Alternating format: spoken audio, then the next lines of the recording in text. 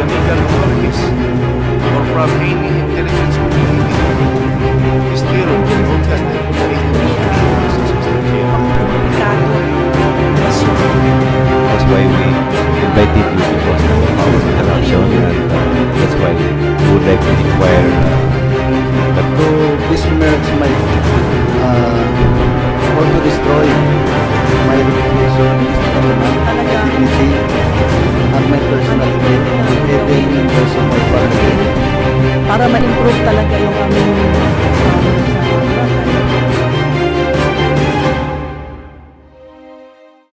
honorables and our staff, a pleasant good morning. Our 21st regular session is now called to order. Please rise for a short prayer followed by the national anthem. In the name of the Father, Son, and the Holy Spirit. Amen.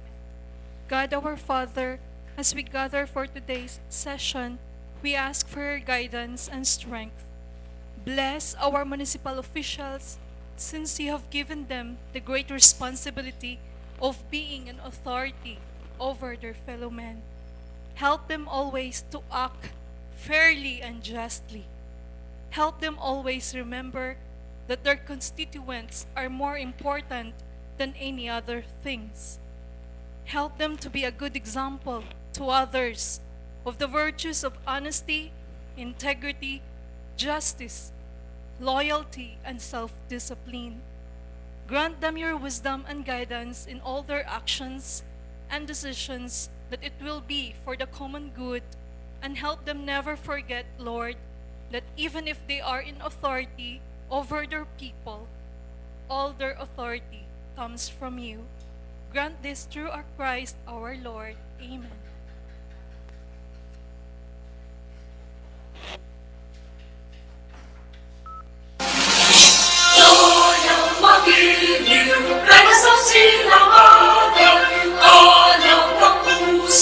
Sa dibdib ay buhay, lupang inirang, kuyaman ang pag-ibig, sa manlulupin, di ka pasisigin, sa dagat at bundok, sa simot at sa langit mo ako, may dinatang tunang at hawit sa patlayang minamahal, ang bisang lawat at amoy na nung ay darating, ang bituin at nakaragyan ay ay di mag-iibig, walang araw na walang ibang sinabi ay langit sa piling mo. Ang hindi kaya na pagay ng langit na pag-alay ng langit sa'yo.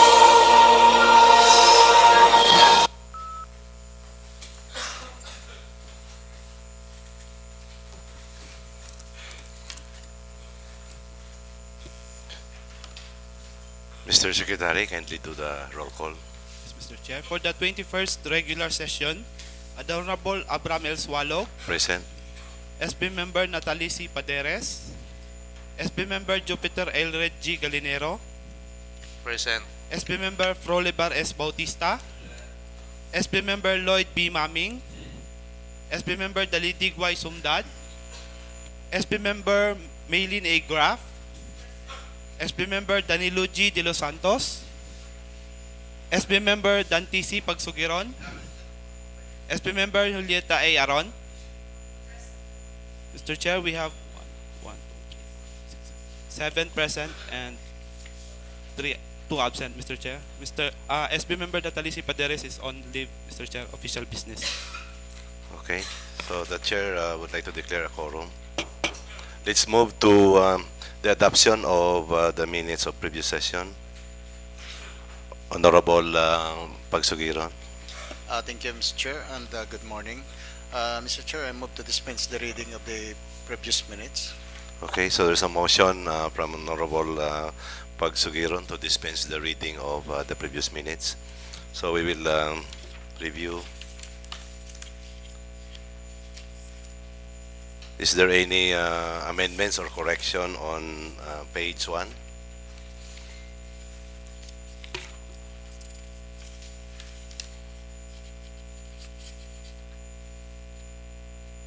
Page 2.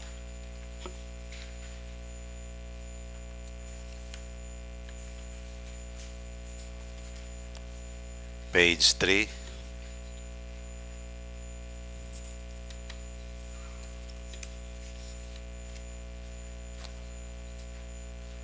Page 4.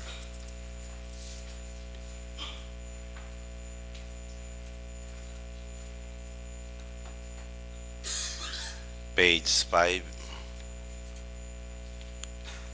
Page 5, Mr. Chair. Honorable Bautista, Line 236. proceed.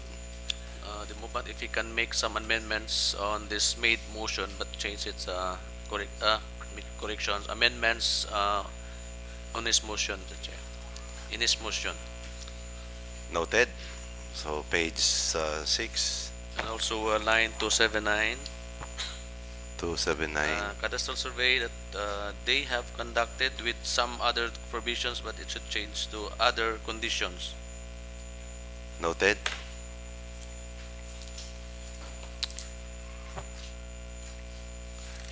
Page 6.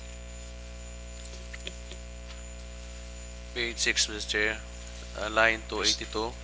282. That the resolution should be add B, will pass the B to approve the cadastral, but will be.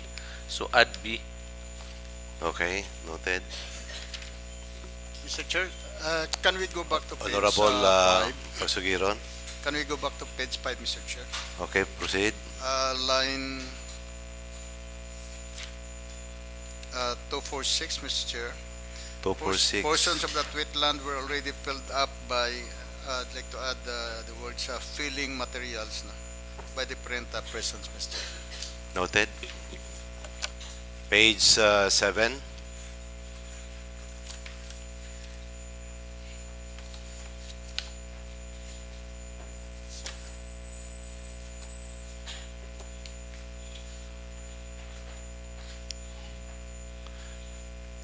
Page 8.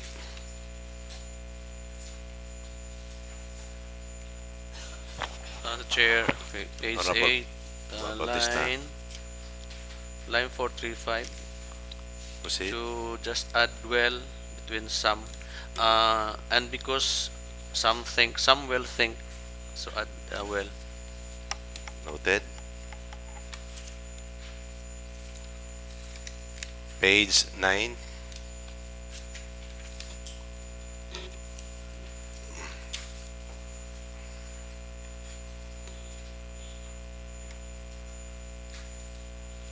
Page 10.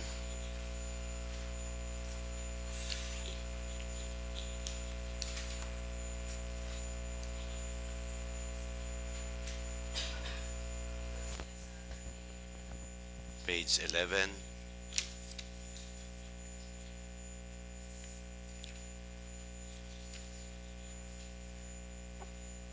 Page 12.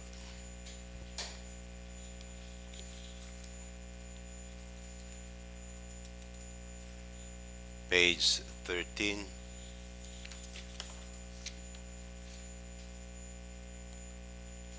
Page 14.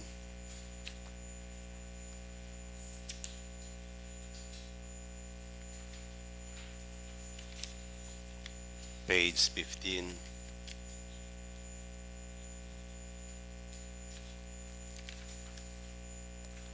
Page 16.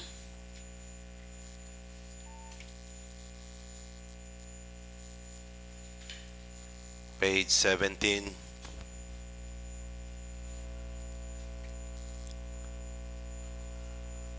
Page 18.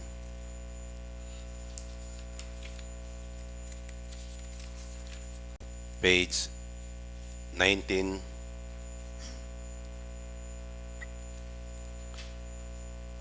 Page 20.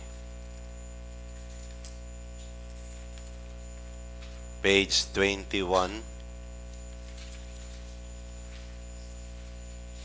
Page 20, Mr. Chair. Proceed. Honorable Bautista. Line 1206. 1206. Change application to acquisition for the acquisition of right of way, not application. Okay, noted.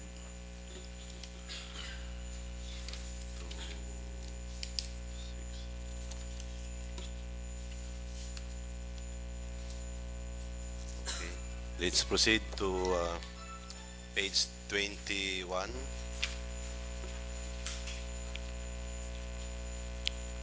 Page 22. Page 23. Page 24.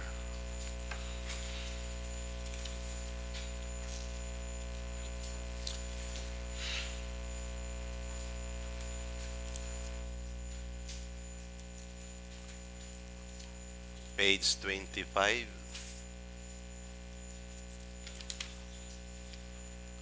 Page 26. Page 27.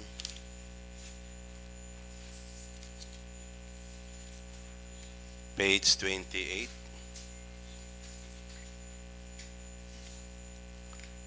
Page 29. 30. 31. 32. 33. 34.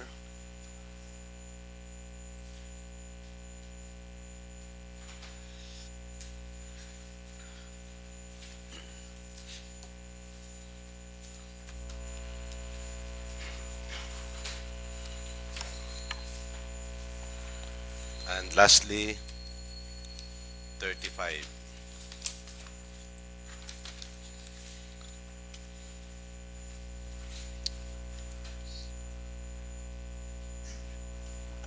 Mr. Chair. Honorable Pagsugiron. I think we're through with the review of the previous minutes, so I move for its approval and adoption, Mr. Chair. Okay, so there's a motion on the part of Honorable Pagsugiron for the adoption of our previous minutes. Duly seconded by Honorable Aaron. So our previous minutes is hereby adopted with correction on page 5, line 236, line 246, line 279, page 6, line 282, page 8, line 435, page 20, line 1206. I'd like to acknowledge the presence of our colleague, Honorable Nat Paderes. Okay, so let's proceed to privilege hour. Any privilege? Honorable Grapp is recognized. Thank you, Mr. Chair. I'd like to inform the body that we attended the meeting with with Secretary Roy Simato last week. No, it was actually the notice of that meeting was actually very short, but still we were able to. There were enough people who came, and we raised all our issues with regards to the environment and the problem on the solid waste. But what I want to inform the body, actually, aside from the other thing, it will be anyway reported to us by our it's in the mayor's office. What caught my attention, Mr. Chair, was the copy as a photograph of a tarpaulin that they hung in a baoy, which says the project title is 300 megawatt Aklan pump storage hydropower project at Nabaoy, and it's been there since 2016. I think it's been this was already this according to the source, it was already approved last or not approved, but it was there since 2016, or December 12 issued. They were given an issuance. They were given by Department of Environment and Natural Resources. I don't know what issuance, but it's called AMD.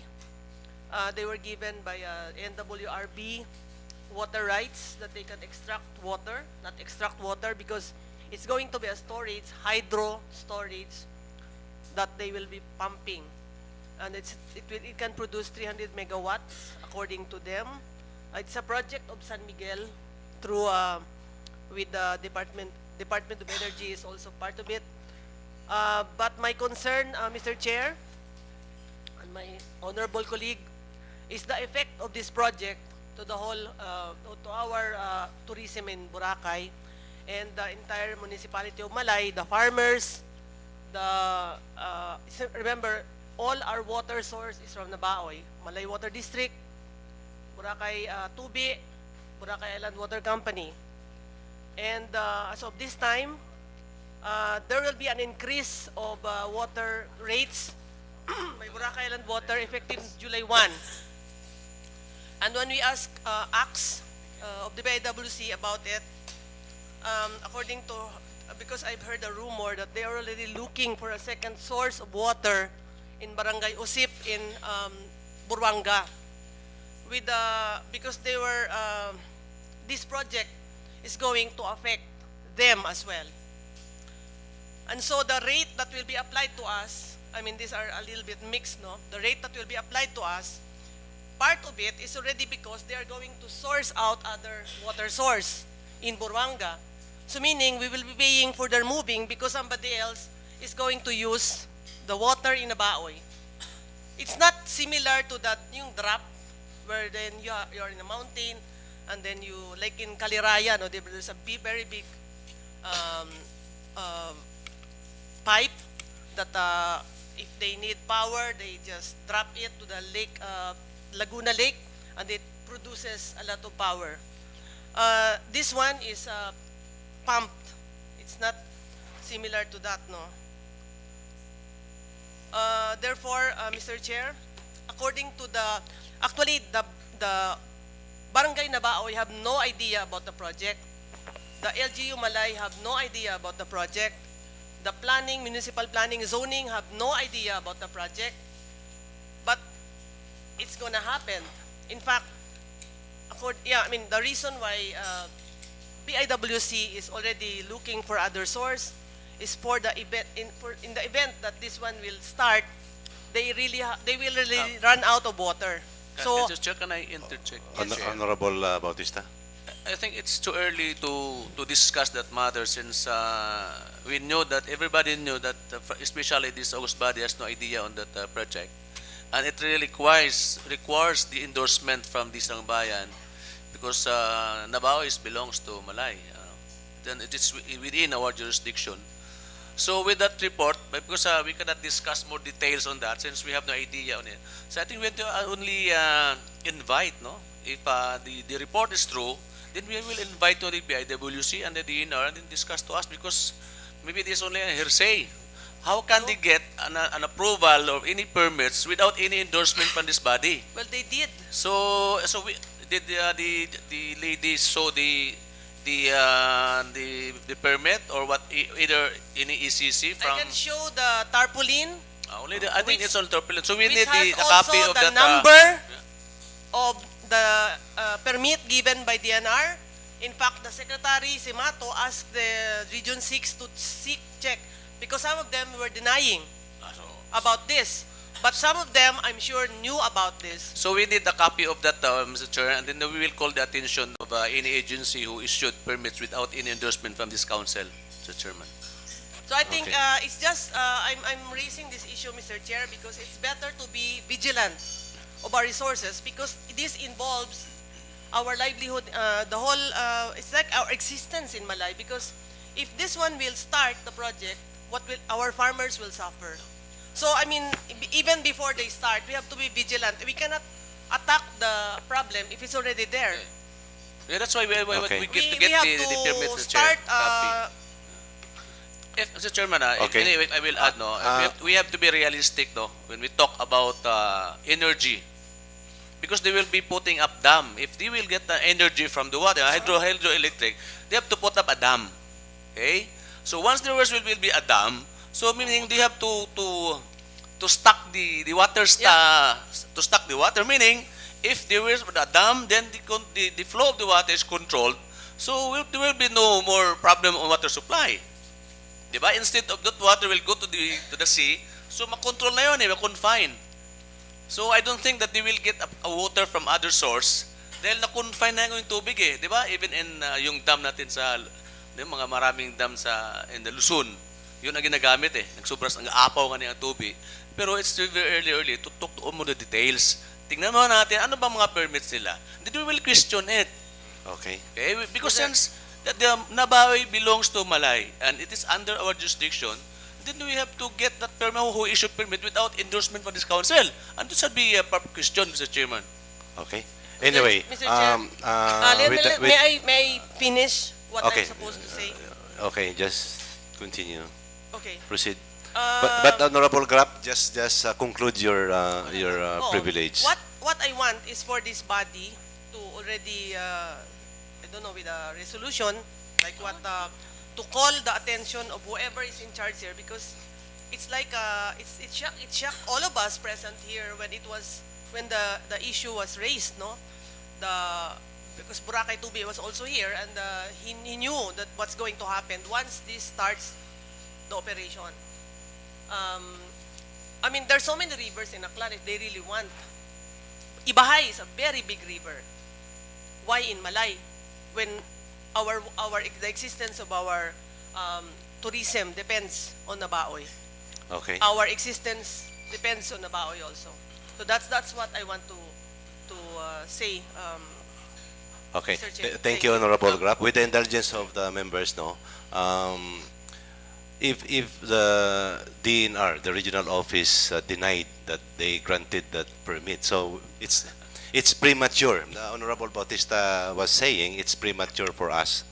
Otherwise, if the permit that was granted was confirmed by the regional office, then that's the time we have to conduct an investigation. In the meantime, we will ask our staff to send communication with the Department of DNR Regional Office to find out if they have granted this applicant.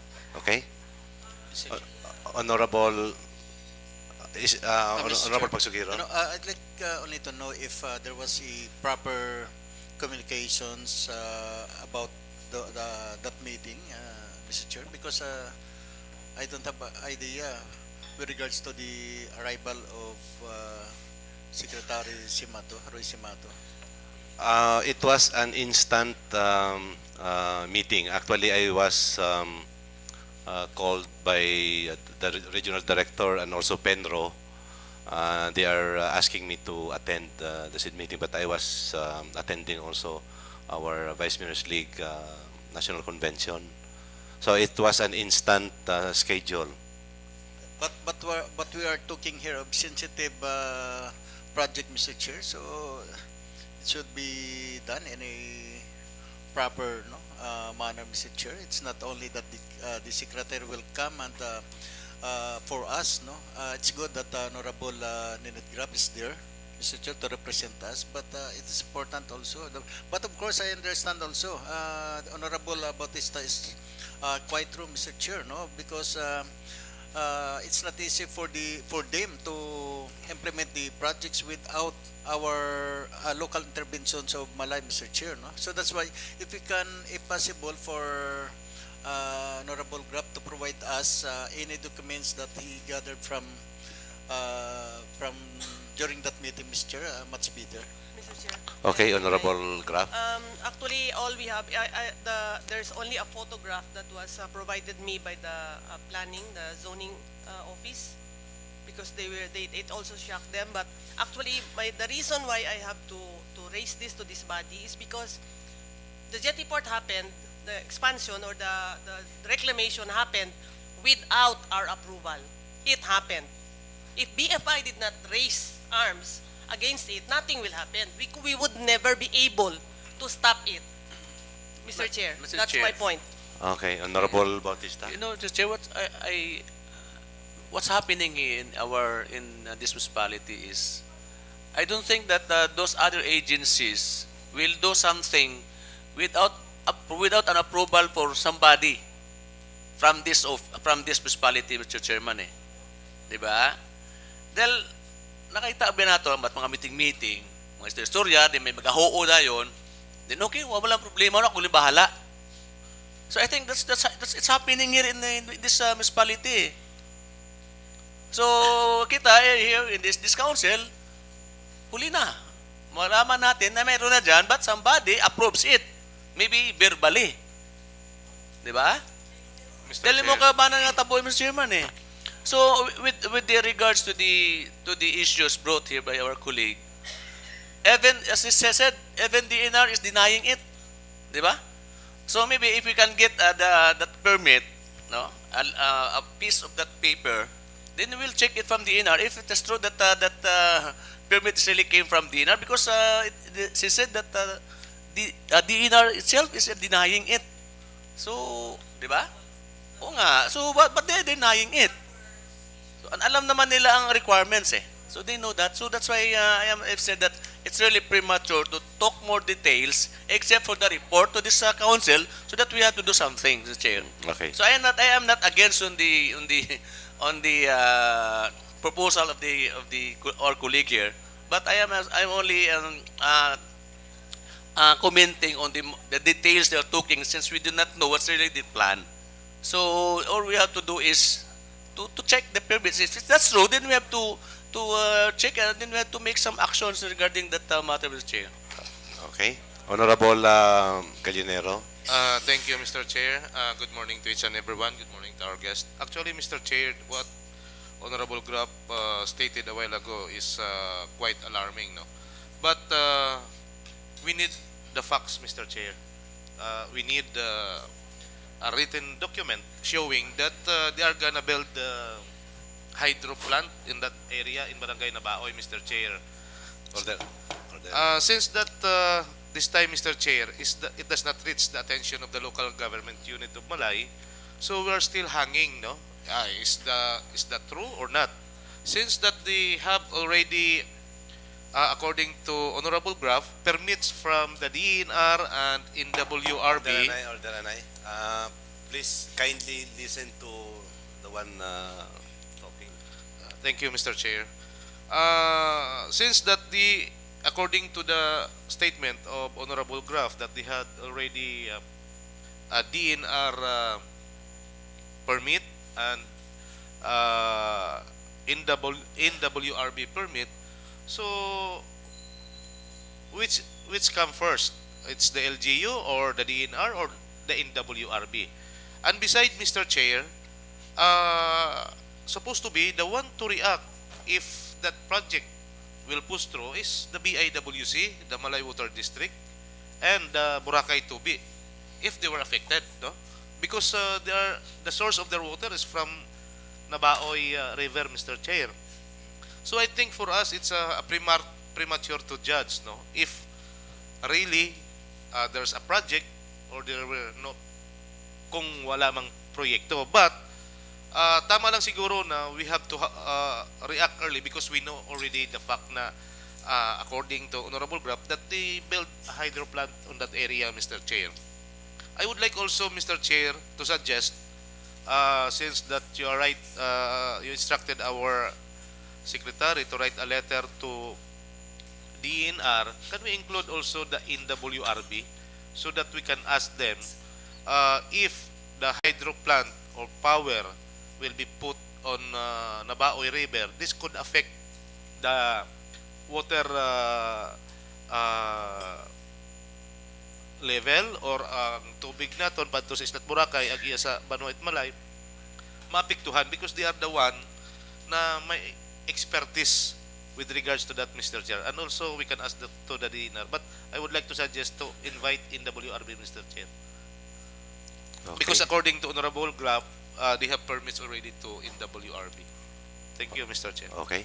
Okay, so Honorable Pagsugiron. Yeah, I agree with Honorable Galinero to invite those agencies or concerns of this project, Mr. Chair. Okay, so as Mr. Chair, just Honorable for more Bautista. information, because even the NWRB cannot issue any, let's say especially for the water supplies, or because NWRB will be the one also in charge for the issuance of how many percent of water you have to extract, no?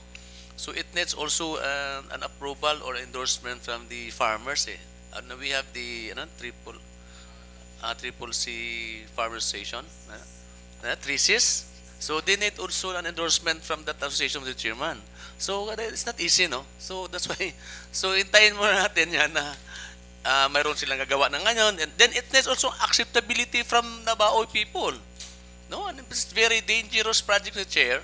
And it needs a very thorough plan, no? Mr. Chairman. So what we need is to get first that permit. If that's really true, then that's the time that we have to do something with that, Chairman. Mr. Okay, Chair, Honorable I think Pagsugiron. let us decide now who will be invited, no, in this meeting. Is it the MWRB, DNR, the three water utilities? With the indulgence of Honorable Pagsugiron, I have stated, the chair stated a while ago that we will only send communication, official communication, inquiring the status of the said permit. Because we don't need to invite them because it's premature at this time. So we will only send official inquiries letter inquiring the status of the permit granted supposedly by DNR to that certain company. Okay? Honorable Grab. May I add, in the letter, we have to already ask if they already did an environmental impact assessment study on how it will affect the environment, and not only that, the surrounding, because that's also what the office of Alma was saying, no? And the Boracay Water already checked with the NWRB if they really have granted a permit, and they said yes, positive. Okay. Okay, anyway, if they will confirm our inquiry, then that's the time we will invite them and ask all the details, Honorable Grab. Okay? Any other privilege? Mr. Chair. Honorable Pagsugiron is Thank you, recognized. Mr. Chair. And, I have few concerns here, Mr. Chair. First, I'd like to bring up the problems on the, if we can see, no, there is displayed pictures of terrorist persons in Katiklan in front of the Katiklan GT Port, Mr. Chair. And to me, the implications of this is not really good especially for the tourists, because I think it will affect our tourism industry, Mr. Chair, no? And because I heard also from other persons that putting those pictures will create confusions to our tourists, because they might think that Boracay is not safe to stay or to travel, and of course they will send them a message that it's not good to travel or to go to Boracay, Mr. Chair. So I don't know what is the pleasure of the August body, but that is my observation, Mr. Chair, that I heard that the influx of tourist arrival also decreased this time, and we don't know if that is one reason behind why maybe some tourists are afraid, no, of going to Boracay, Mr. Chair, no? So my recommendation here, if we can pass resolutions at least to the provincial government or to the specifically to Governor Miraflores, if necessary to remove that. It's not. It would not help, Mr. Chair. Okay, so what's the Mr. pleasure Chair. of other members? I think- Honorable Bautista? I think before the what agency who put those uh,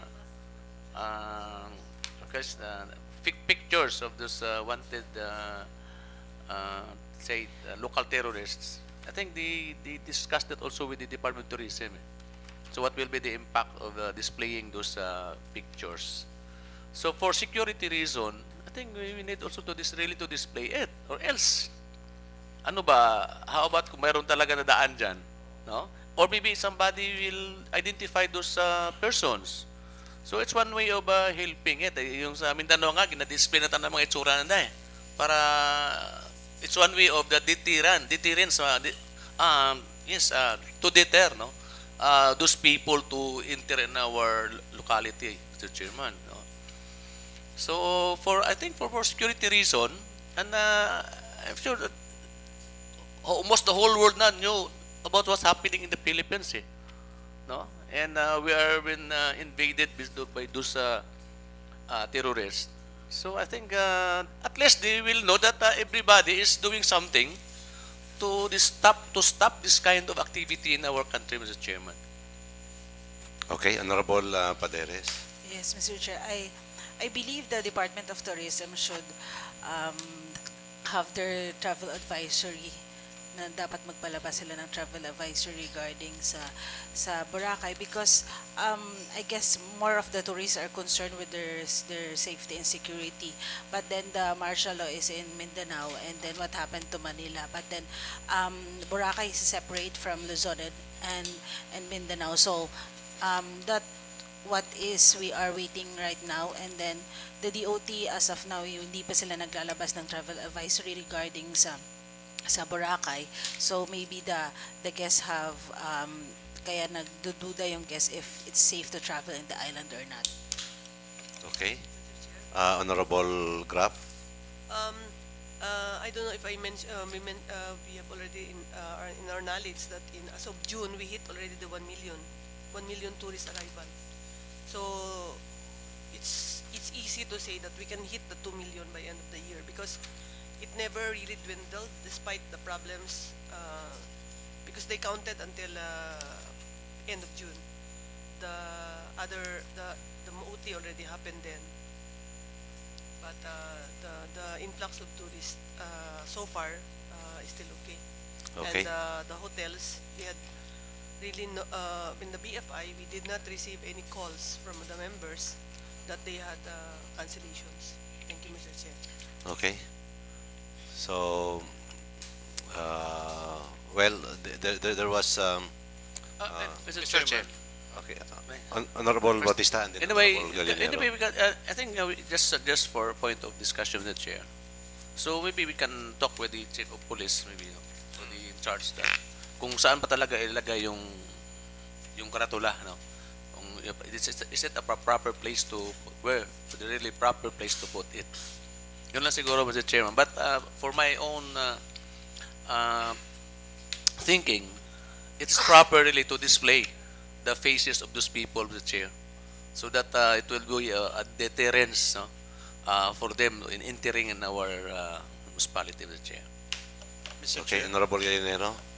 Thank you, Mr. Chair. Actually, that style, Mr. Chair, it's psychological, no? And of course, if some tourists knew that there were that all are bad guys, so they are thinking that everywhere is their face already, so maybe they were afraid to go here in Boracay because of a very tight security. And besides, Mr. Chair, I think we don't need to pass a resolution, no? Just to remove that picture, Mr. Chair. Maybe we can talk to the chief of police and to the representative from the terminal or GT port if they can provide a space, not hindi doon masyadong vulgar ba, doon na mismo sa harap, na parang pagdating ng turista natin, yun agad nakita nila. Maybe we can put that on some lugar na hindi masyadong pagkapasok mo, harap mo kagad yun yung mga turista, Mr. Chair. Medyo ano lang natin doon sa gilid, doon sa may maraming tambayan ng mga locals para at least even sila makakita din, Mr. Chair. Okay. But I think istorya lang siguro, Mr. Chair, hindi lang yung resolution. Honorable Mr. Chair. You know, Mr. Pagsugiro. Chair, security matter is not a concern of our tourists eh. Kasi hindi naman nila kilala yung mga tao na yan eh. So instead, parang binigyan natin, pinapakita natin na gano'n, no? So that is actually my impressions. So it's a local, it's for us, no? So instead, pwede sana yun sa mga barangay or at least if the provincial government thinks that ito ay ma-inform. So, dapat sa mga hotels, yun ang kwan, dahil yung pumapasok yung mga kwan na yan. So, kung diyan kasi sa harap, hindi naman kwan ng turista yan eh, na, sila ba maghanap ng mga turista na ito, nitong mamukha na ito. It's not their purpose to go to Boracay, is to relax, not to think that, it seems that we are not safe to stay here, so much better to stay inside the hotels like that, Mr. Chair. So, parang ito kasi, dahil kuha ng iba-ibang opinion na parang hindi maganda, Mr. Chair. No? It's not only my observations but pinaabot din sa akin ito ng mga constituents natin na it's not really good to display the pictures of these terrorist persons. Okay, Honorable Chairman, Bautista. Mas maganda ngayon na even the tourist will see it, o baka the tourist is roaming around Boracay and they will see that person, so they can report it to the police. Alam mo naman, ang mga foreigners, very active sila pag talk about the sa security. Kita nga nababayaan na natin eh. Bayan naman ako, tatyabot ka ron. Pero sila, they are very much concerned on their security also. Ano malay, magubog-ubog ang turista sa baybay na, sa beach, tapos may nakita na, uy, I think I saw this person there at JT Port. So he can report, that guy, I saw that guy in the picture in that JT Port. It's one way of helping us also in order to catch all those local terrorists, Mr. Chairman. No? So ako, mas pabor ako kay display. Ang lang siguro na, usay lugar nga kung singkapi display, pero dapat makita tanan eh. Even the tourists will show, kung sin makita turista ng mga tao nga ron, Mr. Chairman. Nakabulig ron eh. Mr. Chair, Okay, Honorable Pagsugiro. remember the war is in Mindanao and the travel advisory coming from other different countries is that when you go to Philippines, please don't go to Mindanao, Mr. Chair, because the problem is there, no? So if you're bringing the problem here, so parang yun nga, interpretation naman yan eh. Tayo, alam na natin na ganun sa Mindanao. Ba't pupunta tayo, Mr. Chair? Sa akin naman, actually, it is our observations. Pero kaya lang, tingnan din natin kung yun, it would really helps na i-display natin yung pictures ng mga kwan doon. Kasi sa totoo lang, hindi concern ng turista yan eh, na sila ang maghanap niyan o di na nila isipin. Yung punta nila sa kwan is leisure eh. Pleasure and relaxation, Mr. Chair. I doubt if yun pang priority nila, staying for a few period of times or few days in Boracay. Okay. Chairman, Honorable before- Bautista. To do some good solutions on this. If they are not interested, di ko sunda magtanaw ako Mr. Chairman, di ba?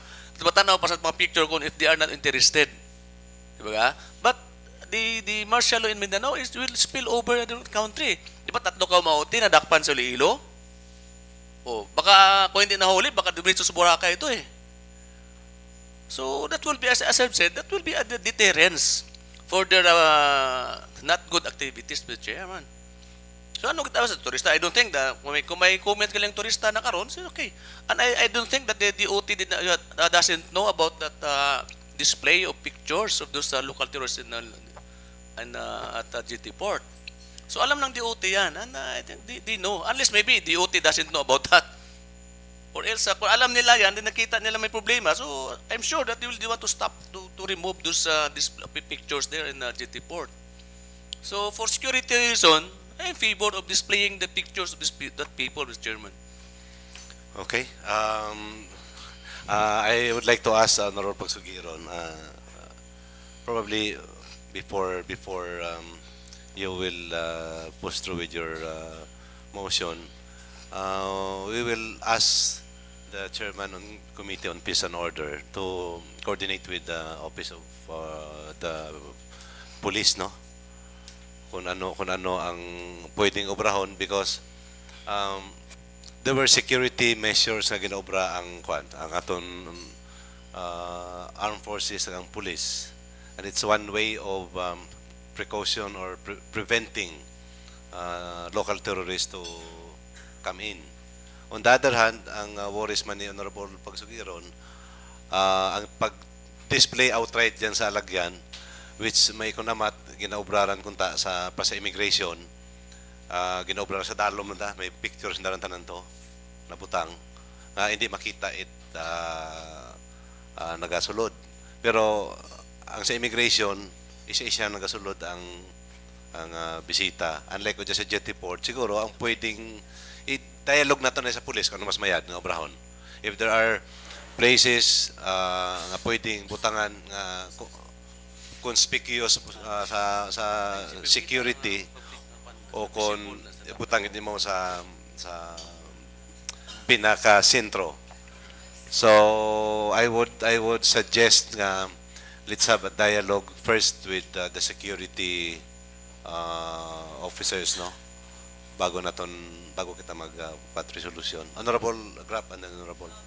Mr. Chair, I'd also like to suggest that since our concern, the concern of Honorable Pagsugiron are the tourists, I would like to ask some friends in the how do you call that, in the PR industry, what is the best to do, because actually only them really understands what has to be seen, what has to be seen.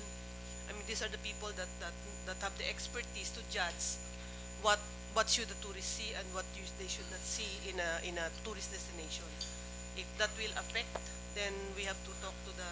I will give me 24 hours. I'll ask somebody. Okay. Mr. Chairman, Anyway, the Honorable Department of Tourism Bautista. is really the correct agency to ask, di ba? Yeah. They have also the PR, they have everything there. So it would be to ask the Department of Tourism, Mr. Chairman. Mr. Chair. So I move to refer to Committee on Tourism to ask the DOT really. Yeah, that's true, Mr. Chairman. Mr. Chair. Okay. Before we will refer that to the certain committee, Honorable Pedinero. Thank you, Mr. Chair. Actually, Mr. Chair, in the island of Boracay,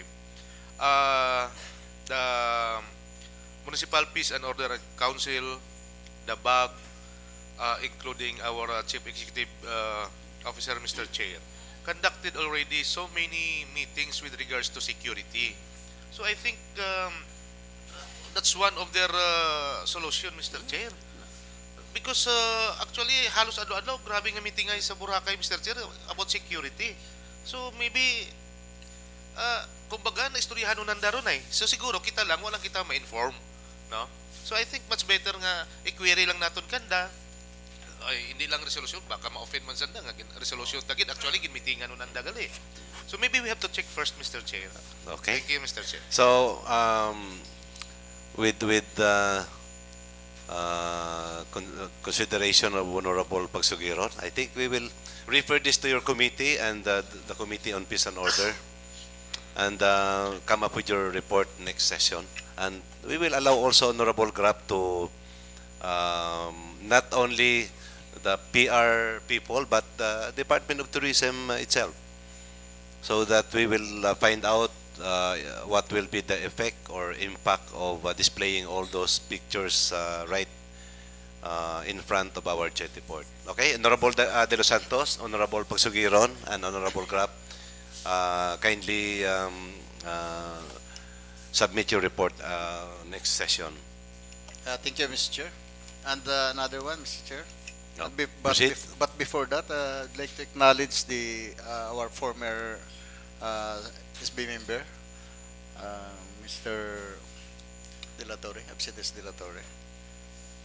And next is since related to Marawi. This with regards to the Marawi tragedy, war, Mr. Chair.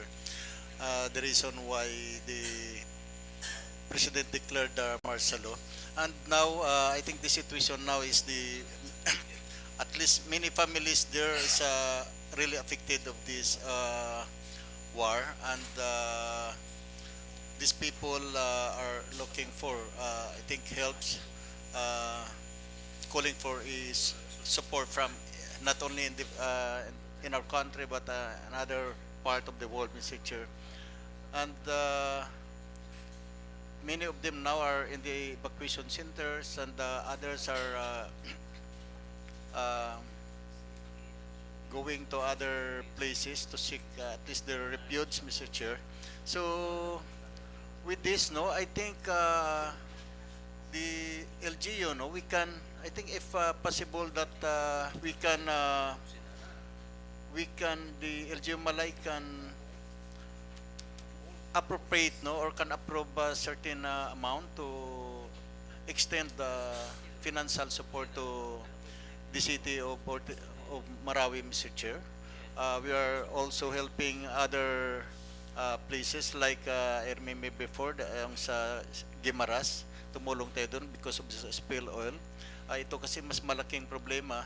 So we also know that many Muslim are in Boracay are engaged in business and they're paying also taxes. So I think they would be happy also if LGU Malay can share or contribute something, no, to the people of Marawi who are now in troubles or in problems, Mr. Chair. Okay. Honorable Gallinero. Thank you, Mr. Chair. I agree with the statement of Honorable Pagsugiron because somehow, like in some other places before, the LGU Malay extended our help, no, with regards to the victims by financial, Mr. Chair. So maybe we have to identify first saan ba natin pwedeng ibigay kung meron man tayo. A recipient pala, Mr. Chair, because may una sa Iligan, may iba-iba ang ano na tawag na nakarari, bakwit, ano, evacuation center. Yeah, there are a lot of evacuation center. So maybe we have to identify first which evacuation center or which legal evacuation center can we extend our help, Mr. Chair. But personally, Mr. Chair, I agree with Honorable Pagsugiron that we have also to share our blessings with those in needs, Mr. Chair. Thank you, Mr. Chair. Okay. I think we Honorable can address. Pagsugiron. I think we can address our if we're going to help, Mr. Chair. So maybe we can address our support to the governor of Marawi City. Okay. Mr. Chair. Honorable Aaron is recognized. And also, I would like to consider the approval of our COA for this matter. Okay. Mr. Chairman, if Honorable we're going Bautista. to give our donations for Marawi City, it should not put it to the governor, it should be to the municipal mayor. The Marawi City, because if we talk at governor, it's a handles how many municipalities. Lanao, you know. Anong part? Lanao Sur? Ano ba yun? Del Sur? But Marawi is a component city, so we can course through with the city mayor. Yeah, I think so, yeah. Because Marawi is hindi naman buong province ng Lanao yung affected, eh. Yeah. Okay. So I think it's the mayor of The Marawi, mayor, Mr. city Chair. mayor. Okay. Any other privilege? Pwede Mr. pa, Is Mr. there Chair? any Honorable. amount to be approved, Mr. Chair? What will be the source of the said donation? Maybe we ask from the budget office, Mr. Chair, if we can get kung sa saan pwede, kung sa tourism office or sa at least I would rather suggest if we can give 300,000 pesos or more, much Maybe better. it's 500. Mr. Chairman, yeah, SB Aaron Honorable mentioned about Bautista. referring first to COA, the possibility of the donations. So, if it is allowed or just We- only agreeing. We will Chair. confer this with the city, the budget officer and also the accounting municipal accountant. And I understand in every department has a contingency budget. So probably we can get it from the contingency budget. But we have first to consult the municipal budget and the municipal accountant. Mr. Chair, Honorable Gallinero. I think this is very understandable with regards to our COA, since that what we are doing is a donation to Marawi City. And if they like to document, no, the situation by handling the check to Marawi City, maybe we can send the Honorable Dante Pagsugiron to Marawi City, Mr. Chair. Yes. No problem, Mr. Chair. 100% I will go there. The whole and, council, Mr. Chair. The whole council. Just to I think the prove whole that council- we give the check to Marawi City, Mr. Chair. Thank you, Mr. Of course, with pictures that I handed the check to the one who will receive the check. Okay. Mr. Chairman, I think we can Honorable, coordinate with our DSWD, because it is also the DSWD is handling the Bakwit in Bakwit, no, in Marawi. Para may coordination man, you can coordinate with the DSWD in that area kung paano kami makatulong. Chair. Yun lang Okay. siguro. That's a good idea. Anyway, we will assign Honorable Pagsugiron and Honorable Gallinero to Yeah, coordinate refer to because the budget, Committee on Budget. committee, yeah. Coordinate with the Office of the Municipal Budget and the Municipal Accountant. Okay, noted, Mr. Chair. Thank you for that, Mr. Chair. Last one na lang muna, Mr. Chair. Yung Okay. kasi yung problema dito sa yung tubig during rainy season, yung tubig dyan sa fairways, kasi parang nireklamo na yan. May tubig ba?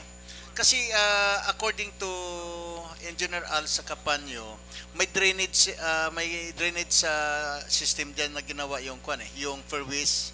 Kaya lang pala supposed to be yung intended for that, no, sa diyan sa main road. Pag mula pupuntahin doon, meron silang na pupunta doon yun sa sa dagat, parang yun ang design. Kailang isinara daw yun. Isinara ng perway. So with that, Mr. Chair, in order to address the problems of the stagnant water there, kaya there is no way to flow the water during rainy season. So kung pwede natin ma-invite, I would suggest to invite management of Mega World, kasi wala ng perways, and the barangay chairman of Barangay Balabag, the engineering and engineering office, to discuss this problem, Mr. Chair, in the next regular session. Okay. Okay. Kindly note, Mr. Secretary. Noted. Okay. So we will proceed now to Mr. Chairman. Mr. Chairman, I have Honorable some- Bautista. I have three, Mr. Chairman, issues to be brought to this body. First is the ongoing construction of roads, no, at the I think that's San Miguel Corporation property at Yapak, and I know that area is declared as a forest reserve. So, Mr. Chairman, since that area, I think I saw the road which is constructed, and it will going through parang yung habitat ng flying fox. So I don't know who gives the permit for the construction of that new roads, or if DNR allows it. So we must know why because once you open a road, so there must be a cutting of trees, and that we know that that's a forest reserve. So it's a violation to PD 705, I think, the chairman. So I think we have to get the attention of DNR for this and this San Miguel operation, because I remembered before that there was some people from San Miguel Corporation who requested to this council for its conversion or to make some amendments of our zoning ordinance with regards to that area, to convert that for commercial purposes, Mr. Chairman, instead of forest reserve. So it's alarming, Mr. Chairman. I know so many trees have been cut on that road construction in that area, Mr. Chairman. Okay, so what's the pleasure of So Honorable Bautista? I have to invite the DNR, no, with regards to that project. Suppose that's because they can use the national law for that violations, Mr. Chairman. Okay, what division of DNR are we going to invite? Is that AMB or Penro? I don't know. I do not know who gives permits for the constructions of the roads, Mr. Chairman. AMD, maybe. Maybe AMD, Penro. Because Penro. we have Sindro here in Boracay, I think. Wala sa palibot ng opisina ron tanan. Okay. Mr. Secretary, Penro na siguro, Kalibo Field Office. At the same time, Mr. Chair, I would like to remind the Committee Chair on Environment, if because last Tuesday, she was the one who said about the meeting with Secretary Simato, that the problem on the wetland in Boracay, I don't know if she mentioned about wetland, disappearing of some wetland in Boracay, Mr. Chair, to Secretary Simato.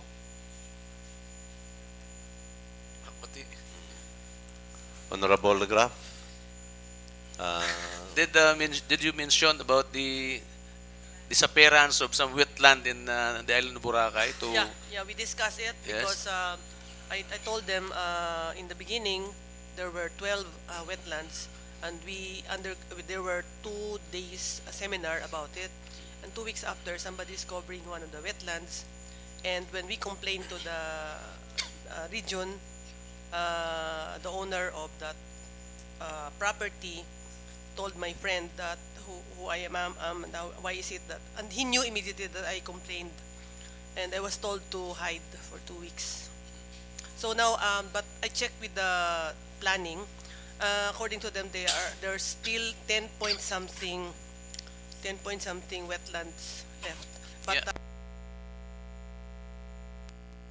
With the DNR, no, diba, they called a meeting. They were only talking about 2 wetlands, Yapak and Manok-Manok. They never talked about the wetlands in Balabag or other wetlands, but specific 2 particular wetlands they only talked about. So parang, according to our BFI personnel, parang naging compliance lang because their boss was arriving, Mr. Chair. Okay, thank you, Honorable Graf. So I think we have to invite also some of the inner people, Mr. Chairman, regarding that problem, Mr. Chairman. Okay. Next, Mr. Chairman, is in Shangri-La, Mr. Chairman, because Shangri-La development, we know Shangri-La really helps Boracay, but for their improvements or development there, because they put up a swimming pool right on the beach, Mr. Chairman. No? And there are so many structures within the 25 meters easement, Mr. yeah. Chairman. So this is very alarming, and since it's a cove, parang naging exclusive ang use ng area. So anyway, it's really good for their guests, but not the good thing which they did there is yung paglagay ng swimming pool dun mismo sa beach, Mr. Chairman. I don't know if who give the permits or who allows it, Mr. Chairman, and it should be we must know who did that, the issuance of permits. Dahil I think kung mayroon pa yan, since we know that there's some still more coves in Boracay, Mr. Chairman, na it can be abused also in the future. So I think we have to put an end on this, Mr. Chairman, or else parang what happened now with our existing ordinance? No? So hindi maganda, Mr. Chairman. So maybe there's some negligence there, or I don't know who give the permits for that development. Yun doon sa dagat, sa beach mismo ang swimming pool eh. So hindi maganda, Mr. Chairman. So I think we have to invite the zoning officer, the chairman, for those kind of development. Dahil delikado to, ibang mabaybay na, pero adlaw, because parang ano na yan eh. President, Mr. Chairman, that si body will follow that. Eh, dahil marami pa tayong naiwan na maliit na mga beaches daan sa Boracay. Baka puro na even mayroon naman malaking swimming pool sa dagat, ay mayroon pang swimming pool sa beach, which is not good, Mr. Chairman. Okay. So we will invite the zoning and engineering office, or we will include also I think a representative from Shangri-La. Yeah, we call Mr. Chairman. Yeah, okay. So lastly, Mr. Chairman, is this about the Mr. Chair, Proceed. before he will go to his next... Honorable Gallinero. I would like to ask Honorable Bautista if you see that on your own eyes. yes, Mr. Chairman. You I were saw there? it in my own two eyes, Mr. Chairman. Why you were there? I was there. Just Thank you, Mr. Chair. Just to confirm, Mr. There Chair. was one that, activity, it's not but I hearsay, was Mr. present Chair. there, Mr. Chairman. And I was Okay. surprised, Mr. Chairman. Okay, proceed, Honorable Bautista. Last, Mr. Chairman, is about our application for a cityhood, Mr. Chairman. A resolution was approved in 2010, and then there was a reiteration in 2014. So it took 4 years to reiterate the resolution. And in 2014, there was no action taken. So it was now it's already 2016. It's almost 2 years, no? So it took 6 years maybe that we have to act now, Mr. Chairman. So the creation or the creation for an ad hoc committee for the technical working group is not yet done, Mr. Chairman. I think it's high time to do it now. At the same time, we have to pass a resolution. If since I know that we have a budget also on the consultancy, if we can hire some expert people to help us, Mr. Chairman, in order to make a study the possibility of our application for cityhood, Mr. Chairman, and so that we can pass also a resolution addressed to our congressman for the Lone District of Aklan for his sponsorship, Mr. Chairman, to Congress in order to declare Malay as a municipal, a city. Yeah? That not only a component city, but if the possibility to apply for a chartered city, Mr. Chairman, so that we have the independence now from the province, so that the SAF belong all to us, and there will be no more approval of our any resolution or ordinances that we are going to pass here, Mr. Chairman. So I move, Mr. Chairman, that the recommended of the mayor to discuss this matter, because it took already 6 years now. I think after this 6th year, we have something to do it, Mr. Chairman. Mr. Okay, Chair. is that a motion, Honorable Bautista? Yeah, I move that it's good to talk that the committee should be created now. We have to coordinate with the office of the mayor, so to hire an expert people to help us, no, for the study for our application for city to administer the possibility that if we can comply all the requirements for cityhood, Mr. Chairman. Okay, Mr. Honorable Gallinero, before we tackle the motion of Honorable Bautista. Thank you, Mr. Chair. Actually, I reiterated that resolution last 2014. And I had a chance to talk with Sir Ed Chanso, no, quite sometimes. And he told me that they are creating, I think, the ad hoc committee, no? But I don't know what happened now. I think it was 3 months, 4 months ago. So maybe we have to remind him through your resolution. I think it was only a communication, communication. to discuss this resolution, Mr. Chairman. Okay, So it should be a joint discussion or a conference with the office of the mayor, so we can schedule it to discuss this resolution, Mr. Chairman. And during the BFI meeting, if the president of the Boracay Foundation Incorporated agree with me, it happened that we had a chance to talk, no? You talk with the Congressman Marquez, and I think he's very willing, no? Together with Congressman Roque. Okay, so I think we will send communication na lang, no, instead of a resolution to the office of the mayor to ask him to convene or set up this working committee. And we will propose also that probably we can have one representative or two representatives from the Sangguniang Bayan. Okay? But in the meantime, the most important that Honorable Bautista mentioned a while ago regarding the resolution asking the Congressman of Aklan to file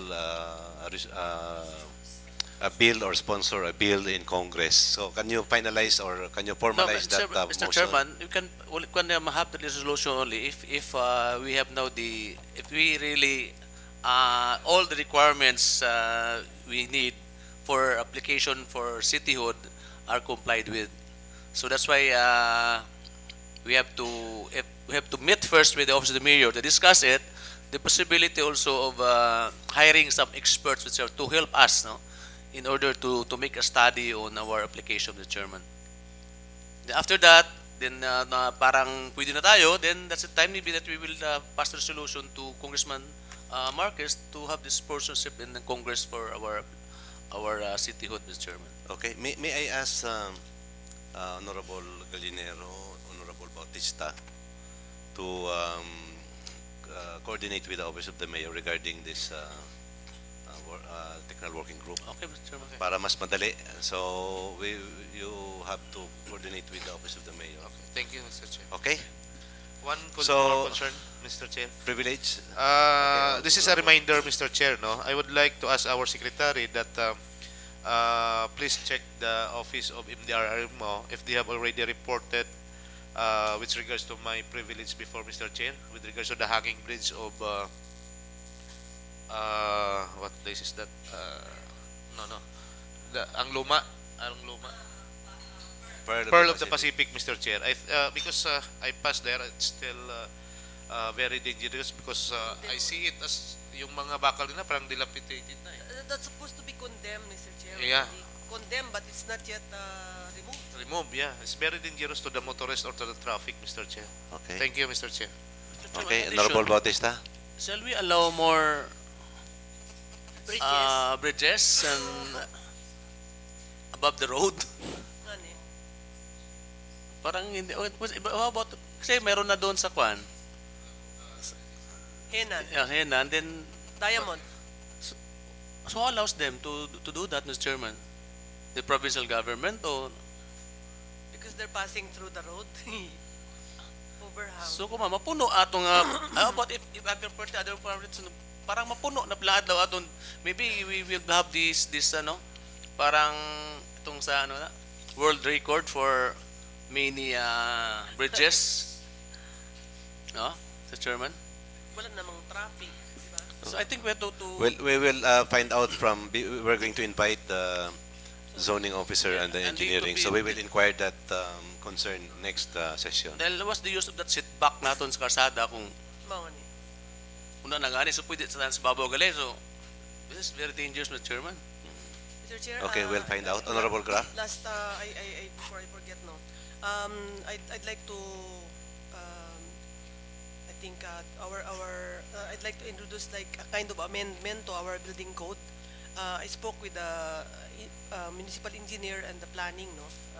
Building If ordinance. it is included, if a cistern or a holding tank is included in our how you call that, building permit, if they issue, and they said no.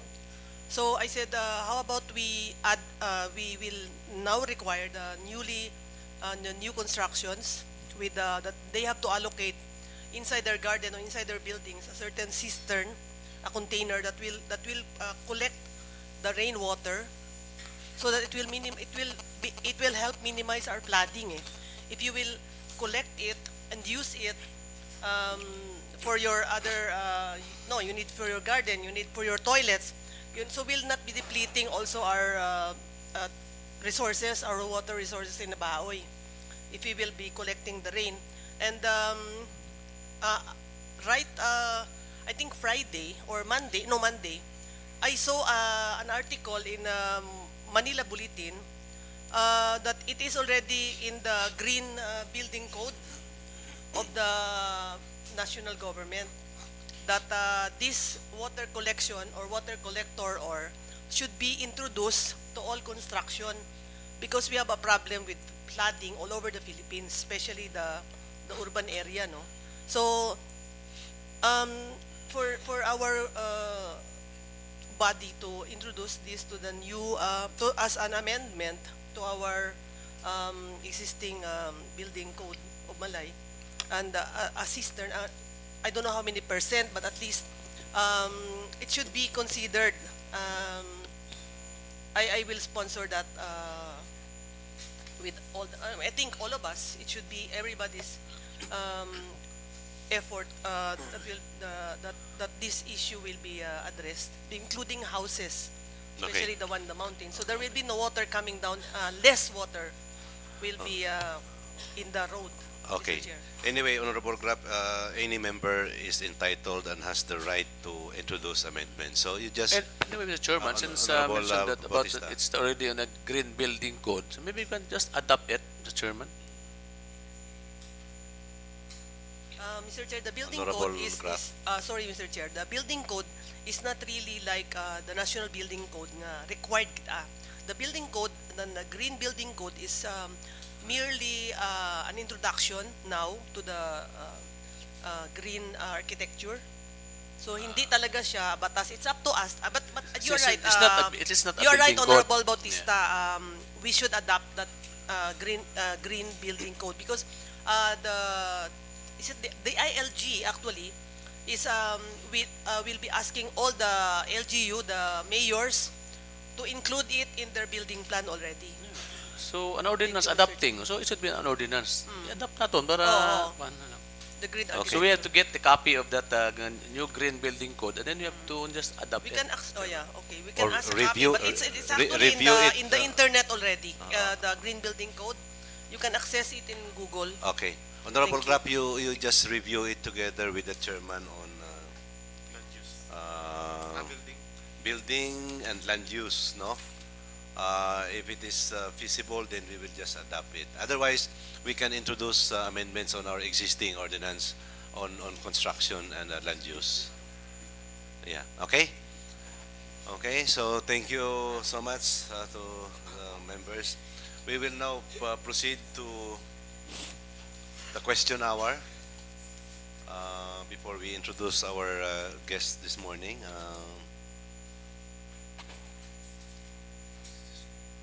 Honorable Pagsugiron. Mr. Chair, I move to suspend the rules in order to entertain our invited guest. Okay, there's a motion from Honorable Pagsugiron to suspend our rules, seconded by Honorable Aron, so our rules is hereby suspended. Okay, we would like to acknowledge the presence of our guest. We will start with our former colleague here, our good friend, Mr. Absides de la Torre, and our very own head of the Municipal Tourism, Mr. De Los Santos, and our all-time friend and the former chief of police in Boracay before, Superintendent Jumil Jan Trio. Welcome to you, sir.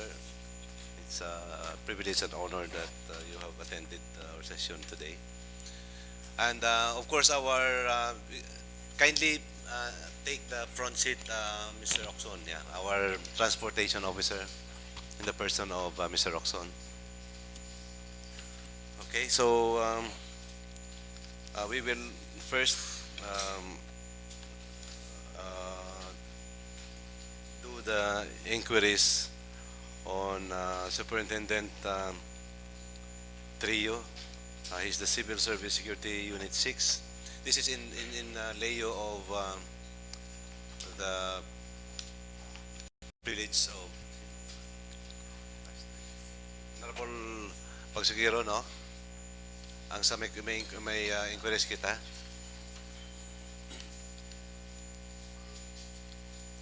Okay, Honorable Pagsugiron.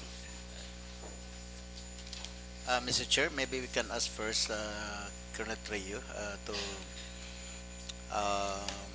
introduce his name, his positions, and Okay. before we start. Superintendent Trio, you may now introduce and say your circumstances. Thank you very much, Honorable Vice Mayor Swalog, sir, our good friend, and also to SB Dante Pagsingiron, and also SB Jupiter, and all the SBs present, and all the government heads. Good morning. I'm Senior Superintendent Jumiljan Estrio, formerly chief of Boracay and Malay during the time of Mayor Joe Yap, year 2000 to 2001. And also, I served as your OIC Provincial Director Baclan during the time of Yolanda when Sir Escarilla was relieved. I was also your OIC Provincial Director. And I was always here to the Boracay because there was always there was a threat before, and we have so far maintained peace and order, and especially the land dispute, always there and the Ate Village and the palms, always present because of the hot issue there. Unfortunately, yours truly, they filed a case to me in the ombudsman doing our job, but I thank God that all cases in the land dispute was already dismissed for the line of duty. And now, I'm your civil security group commander in the Region 6. And last Saturday, Honorable, we have security summit at the Boracay held in Katiklan, held in the City Mall for the threat prevention in Boracay, was also headed by General Binag, our regional director. So, good morning, sir. Any queries, I will answer to your question, sir. Thank you, Superintendent Trio. Honorable Pagsugiron, proceed. Thank you, Mr. Chair. For the information of Police Superintendent Trio, sir, I made a privilege speech before with regards to the shooting incidents happened in Gastop, and I mentioned also in my privilege speech that with regards to the Republic Act number 5487, this with regards to an act to regulate the organizations and operations of private detective, watchmen or security guards agencies, Mr. Sir. So, in line with this, so some of our colleagues here recommend to invite you in this plenary so that you can give highlights, no, with regards to this Republic Act 5487. So, can you give us more explanations with regards to this, Colonel? Okay, so please answer the question of the good gentleman from Manok, Senior Superintendent Trio, sir. By the way, congratulations for being promoted as Senior Superintendent, sir. Thank you very much, SB. It was only 10 years about I was superintendent. And after 10 years, Senior Sup na. Senior Sup, after many struggles. So now, I'm really concerned about this law because before, when I was still in Boracay in 2000, year 2000, there were already problems in the land dispute, the takeover, the putting of barbed wires, and my men always responded to the land dispute. And we always take the risk so that we maintain peace and order in Boracay. And now, even though when I was a YC Provincial Director, again, there were the pumps issues there, and Ate Village, almost 1 week I stayed there to make sure that there was no trouble. And then the latest is this Gast Hope, where the Sea Crow and the Big Horse had a shootout. Unfortunately, there was no dead in the areas, but it is making Boracay a bad image because of the security guards shooting each other. Because supposed to be in the Republic Act 5487, the security guards are there to maintain the peace and order, and not to shoot out with the other security agency, because it is really a bad image. Because actually, security guards are extension of the police. Like in the army, they have the kapgo.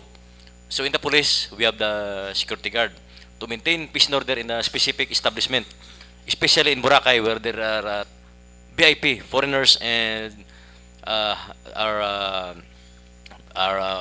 government officials are frequently. So we don't like to that the security guards are having this shootout. And as on my opinion also, when I inspected Simirara there in the Antique mining, the guards there are kapgo because they're guarding the explosives. But I told them that kapgo is in the armed forces.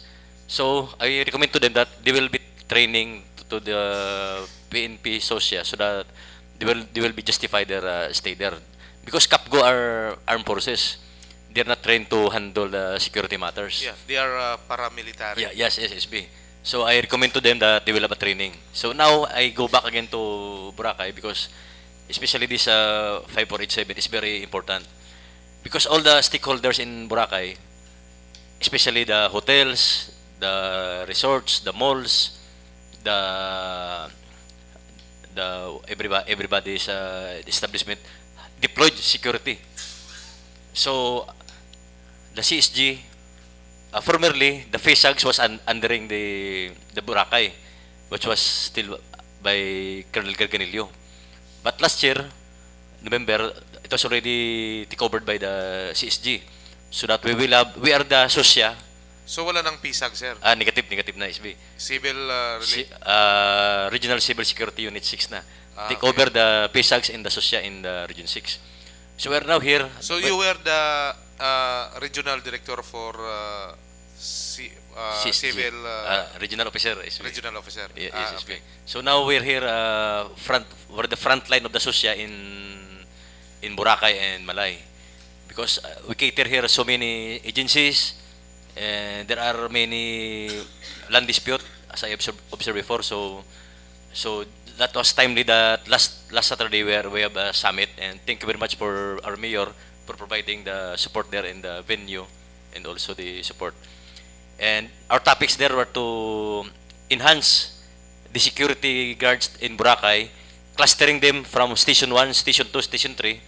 If ever there are terror acts in their area, hindi na sila na parang baliwala lang. They are going to have a teamwork, and each 3 clusters there is a PNP officer. One by the chief Isulga, the other 2 are his deputies.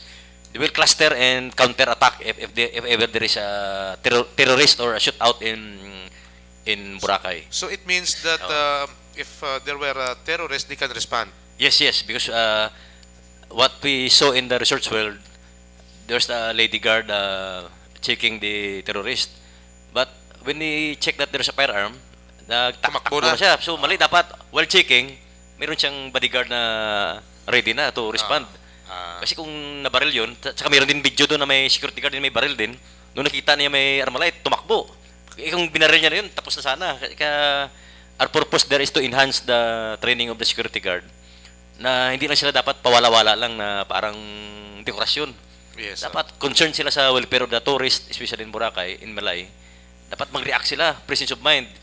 Kaya yung purpose ng Boracay Summit na dapat pinupukpok sila na to react, respond, and be alert. And they will cluster. Di ba, sir, there are some certain limitation with regards to the response of the security guard. Di ba, 50 meters from your post o 50, 30? Yes, para meron nga yung limitation na yan. Pero sa meeting namin, ang gusto ni General Binag, kasi in support kami sa kanya, na dapat there should be a teamwork na talaga sa Boracay, na parang nag-enhance tayo. Yes. Na kasi nakita natin sa 5487, meron ditong mata tsaka tinga. So ibig sabihin yung ating security guard, eyes and ears ng PNP dapat parang ano sila? Sila yung monitoring. Force multiplier. Force multiplier kasi minsan ang nagkamali lang minsan sa training, hindi masyado na emphasize sa kanila. But yun sir, isa na nakikita ko na problema dito kasi halimbawa magkatabi yung establishment. Yun iba-ibang company ng security agency. Yun. So mas maganda yung mapag-isa natin sila na hindi ito by company kundi by cluster na. By cluster at saka for security reasons. Yun mag-teamwork na sila na yun ang ginawa namin ni General Binag. Ang 3 cluster na yan may official na in charge. Para kung may gulo o mag-teamwork sila sa bitak, they will respond as a whole, hindi na parang mag-isa-isa. Parang Chair. yun ang gusto. Oh. Okay, excuse me, Chair. Senior Sop, Excuse or me. Tria. For the SB. indulgence of Honorable our Bautista, good, please. senior superintendent. Okay. Shall we first discuss the issue which brought by our SB. colleague here? Then later we can discuss other Okay. matters, Chair. Thank you, Honorable Bautista. So, Okay. let us focus, sir, sa concern ni Honorable Pagsugiran first. Okay, okay. Sige. Colonel, pwede mo maikwento yung regarding sa shooting incidents and what is the findings of your investigations and recommendations? Okay, Since it was we have noticed that these two security agencies, non-based security agency, Yes, yes. are they allowed to deploy their yung kanila, yung security sa Boracay, since these two non-based security agency has no business permit to operate in our LGU? Yes, SB, good morning. As our findings, this Big Horse and Sikro, actually they are non-based. And supposed to be, the first thing they have to do is to coordinate with the nearest police station. So that is Malay Police Station and Bitak. They should coordinate. But there was no coordination during the time. And the problem is that there's no coordination. So we're having a recommendation that if they will do this again, there will always land dispute. There will always be shooting incident. And the problem is when Big Horse occupied the gas stove, parang may ano na siya, parang may yung may land dispute, may land dispute na pala yung building na yan. So kasi si Mr. Yamamoto pumunta na rin yung sa Camp Crame, tsaka sa ano, mamayang may hearing sila sa opisina namin. Nga parang alleged naman ni Yamamoto, parang may nakabunit daw na may baril na parang kinik out siya dun sa ano niya, sa gas stove. After that, humingi siya ng responde sa Boracay Police. Pagbalik niya, may gwardiya na nakadeploy. So nakita ko yan, parang nangyari na yan dati sa pumps na parang kunting ano lang, may agency na So ibig sabihin, parang may mga nangyari dito, parang may mga guns na Colonel, na-deploy. can you confirm to us na pag dating sa land dispute, Oo. itong mga security agency, allowed ba sila na sumali dyan? Or para i-deploy yung mga security personnel nila? Very good question, SB. Actually, it is cite kitong SOP number 0708. Ito ay guidelines and procedure in deployment of security guard personnel on property with conflicting claim, ownership, management, or administration. So, sir, Your Honor, I will just read to you the basic SOP. Proceed, Okay. Colonel Trio. So, this is number 5. Before legal action, issuance, and implementation of orders, sample sa mga court order o may mga sheriff tayo dyan, no private security agencies shall enter into a contract with any client whose property establishment has an existing conflict of claim. So yun nga, SB, may conflict na yun eh. Ownership, management, or administration of properties establishment with another party without the written permission from the police. Ibig sabihin, pag mag-deploy sila doon na may written permission sila sa police, dapat mag-coordinate sila sa Malay o Bitak. Permission from the police office that has jurisdiction of the property establishment.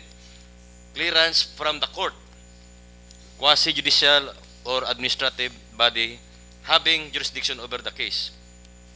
And the chief, so ang chief na dito sa RCSU, sa opisina namin, the chief RCSU, considering the dangerous tendency rule which is akin to the maintenance of public order, in any case, security service agreement, security contract must contain a provision that in case there is an existing conflict of claim, the hired private security agency shall automatically terminate its services without any liability on its post. So ang aton dito, Your Honor, dapat before sila mag-deploy, muna sila sa nearest police station in Malay or ano. So finding out that there is a conflict, much better pa na dapat din sila mag-deploy kasi yun ang nangyari. Colonel, in the absence of non-coordinations with the police, in the island. Oo. So, anong mga pwedeng ipinalty or sanction doon sa security agency na nag-engage sa ganong sitwasyon, Colonel? So as a suggestion, Your Honor, it's better they can be either controlled by the municipality of Malay by having their business permit. In short, there is a suggestion also, Your Honor, that you can control this by having your local ordinance. Like in the LTO, there is also a local ordinance in your municipality to control this non-base Your Honor, the security guard. Because for your information, Colonel, no, at this point in time, we don't have regulations regulating the operations of security agency and the municipality of Malay. So wala kaming magawa talaga doon. Okay. We cannot recommend for the revocation or cancellations of their mayor's permit because there's no such law na dictates, no, na pwedeng gawin, no. So that's why before I'm proposing impossible to enact, no, an ordinance regulating the operations of security agency and within the municipality of Malay, Colonel. That is a very good to control the. So for the meantime, Mr. Chair, so maybe some of our colleagues here wants to also ask questions to Superintendent Trio. Okay. Honorable Bautista. Thank you, Mr. Chair. Good morning, Senior Superintendent Good morning, SB. Ang ano ko lang dito sa dahil we have the parang yung SOP, no? Yes, Special SB. procedures. Yes, SB. You mentioned about number 5 of 0708. Yes, SB. So walang coordination, Yes, yung non-based security agency na they did not coordinated with the police station Yes, SB. na pumasok lang with the conflicted properties. So ano ang sanction ngayon ng PNP under your office for that two agencies na bigay ng hindi magandang imahen ba for the island? Saka so many cases happened, not only that Gastop case, but there's so many Yes, yes. happening. So ano ba na nagawa ng PNP na nag-regulate ng operation ng security agency na gumawa ng mga violations? Yes, SB. That is a very good question because as before, when I was a CEO also public safety in Aklan, during the time of Captain Salvo there in Boracay, in the PAMS, there was two agencies na maglalabo, may mga kutsilyo, na. So ang aming ginawa, kinulong namin lahat yung 38 na security guard. So nangyari, kinasuhan namin. Yung nangyari sa kaso namin sa kanila, na-dismiss. Kami ngayon na pulis na nag-responde lang, kami pang kinasuhan ng 3 ombudsman at isang admin. So napakasakit yun dahil ginawa mo lang yung trabaho mo. Kasi yung mga resource doon, powerful eh. May mga contact sila sa taas. Ang nangyari doon, si Chief Salvo parang na-suspended pa.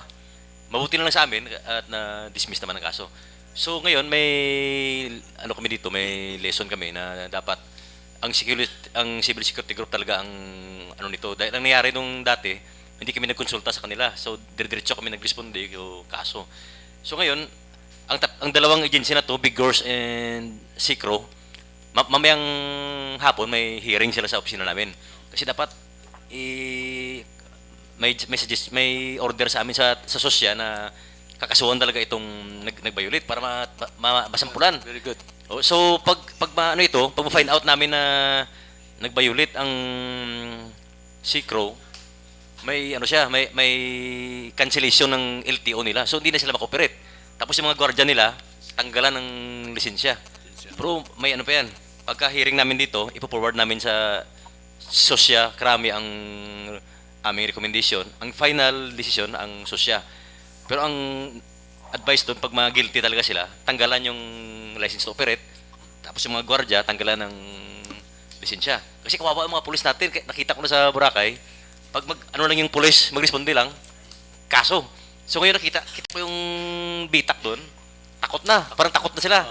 Kasi nung nangyari, nung nangyari doon sa shootout na yan, nag-inspection kami, nagkanda kami ng inspection. Pero yung mga complainant, parang hindi pa kontento. Doon sabi doon nila, parang bias daw yung bitak. Kasi sa nangyari dati sa PAMS, ang ginawa namin, ang dalawang agency na naglalabanan, kinulong namin lahat. So, ang nangyari ngayon sa itong Sikro tsaka Bigors, parang kinulong yung ano lang, yung Sikro lang. So, at least sa opinion ko sana, pag nag-shoot out yung dalawang, dapat dalawa na sila ikulong para, ang nangyari parang nagiging bias daw yung bitak. Kaya ngayon, nung bumalik kami doon sa area, nag-request nga ako ng pulis sa bitak, ayaw na. So, ang pinadala pa sa amin, yung mga FTP na mga walang baril, yung mga bago. Kaya doon mo na makita talaga ng bitak, takot na talaga sa kaso. Kasi pag may kaso yung pulis, wala kaming abogado. Mabuti na lang diyan si Atty. Merina. Okay. Sumasalo sa amin. Mr. Chairman, thank you for the information. So dapat talaga, Oo.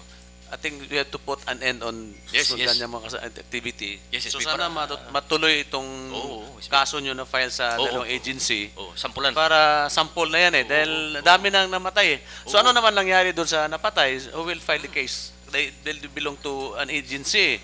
Sino ngayon ang mag-file ng kaso? Agency ba or ang police? Pulis na talaga. Kasi Pulis maghanap sila ng suspect doon, file na nila ng kaso. File na ng kaso. Kaya kawawa itong mga security guard, nagagamit sila sa yun. sa kunting pera lang, nakapamatayan, nga pigado na gani, tapos nakulong pa, na ospital pa. So kawawa sila. So how about itong nag-hire ng agency? Wala ba, they had no liability? So parang sa amin lang sir, ang sa security guard lang. Security guard lang, no? Ang nag-hire siguro sir, ang Korte na. Police na yung mga gano'n dyan kung may reklamo. Okay. Kasi may So, mga wanted na civilian. So, Mr. Chair, I think it's a high time now to really enact an ordinance, Mr. Chairman, on the operation of security agency in our jurisdiction, municipality, Mr. Chairman, in order to curb this kind of activity, na we have to put an end on this ito nga, problem na binibigay that nakasira sa imahe ng Boracay, Mr. Chairman. Thank you, Mr. Chair. Mr. Chair, Honorable Pagsugiro. for the informations, the Boracay Security Agency Associations is requesting from us for an accreditations of their sessions, but I told them that before I can recommend for accreditation, so kailan magkaroon muna ng ordinansa to regulate their operations, Mr. Chair, no? But I'd like to ask also, Colonel, yung observation ko kasi sa Boracay, for clarifications, na maraming security guard, nakikita mo, naglalakad, naka-uniform, minsan may baril pa, nakasakay sa motor, nakasuot ng uniform. Is this allowed under Republic Act 5487? Yung SB, maganda nga yan kung may visa na talaga tayo para pwede natin maging monthly na ma-check doon ng Boracay. Kasi bawal talaga yan. Kasi dapat yung baril nila, doon lang yan sa establishment na ginudutihan nila. Pag dapat pag off na ng isa, pagdating ng isa, doon na iturnover sa hotel. Huwag yung dadalhin sa labas kasi magiging na siya, magiging outside of ng ng area niya. So meaning kung bawal. saan lang yung DDO nila, doon lang sila. Doon lang. Doon lang sila naka-confine. Uniform nila kung pwede, Doon bawal na sila, sila doon na sila. mag-uniform sa labas. Dapat kung mag-ano sila, pag-alis sila, maganda na yung Kasi lahat, mga pusas nila, may gumaman nandyan mga holster, nandyan kasi pa rin sa duty detail, dapat doon ka lang sa specific area mo. So bawal talaga yun, Colonel. SB. Tinanong ko lang ito kasi isama natin ito sa sa ordinansa. As isa sa mga provision yan na bawal yan. Kasi baka mamaya, baka maagaw pa ng mga ng baril niya, makaputok pa. Tsaka maraming security guard, Your Honor, na naka-accidental pero sa Boracay. So nakakaano yun, nung ASEAN, buti lang walang tinamaan na delegates. Ang tinamaan niya, yung kapwa guard pa, na malapit pa sa highway yung area. Colonel, may qualification ba sa isang gwardiya na magwan? Like for example, yung sa education nila, sa height or ano, may qualification ba? SB, meron din dito. Kasi alam ko maraming security guard na hindi nag-undergo ng training iba dyan na palakasan, kinukuha na lang ng security license at magjo-duty na walang proper orientations. Mali yun, SB, kasi pag mahuli ka niyan, malaki ang babayaran ng agency niya na pag walang lisensya o nag-uniforme lang, ano talaga. Dapat kasi mag-undergo sila ng training, tsaka may mga qualification na tayo dyan na ma-qualify sila. Tsaka nga yung plano dyan sa Boracay, parang gusto rin yata nila na magpapatayo din ng training academy, at least para ang mga training ng secret dyan na. Tsaka mas maraming qualified tayo na persons dyan na magturo. Tsaka yung police namin, pwede kami magturo dyan ng proper kasi tama na yung na minsan ang training parang ano lang ba. Kita mo nangyari sa Resorts World kaya training pangit. So dapat ang training talaga proper. Kasi meron minsan na yung shortcut yung training eh. Mali yun, dapat ano talaga, tapusin talaga yung training. Oo. So thank you, Colonel. So yung kwan namin, mag-enact kami ng ordinance, Colonel. So magbe-base kami dito sa kwan. 5487. Sa 5487. Plus yung SOP ng Standard Operating Procedures. SOP ng ano ito?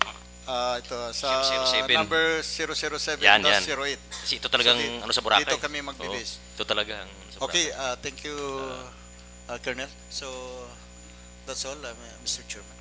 Okay. Is there any other question, Honorable Gallinero?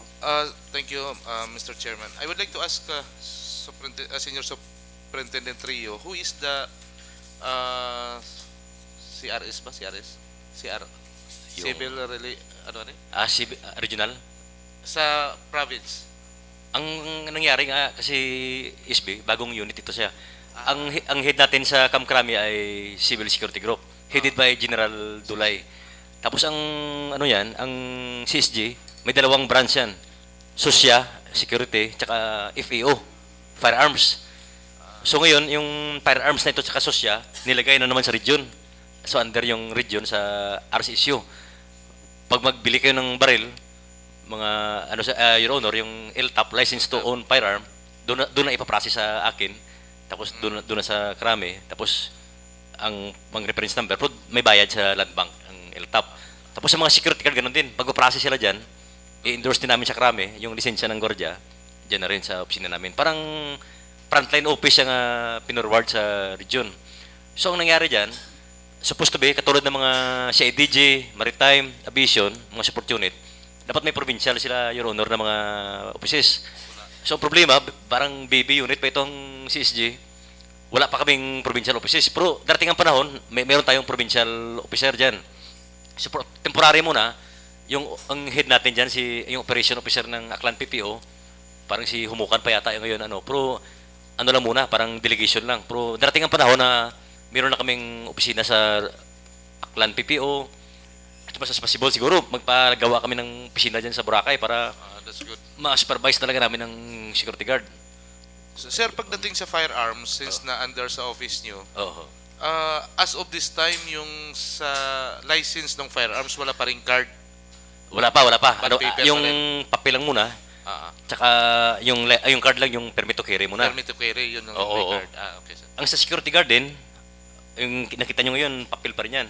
Yung parang, papel lang, parang LTAP din.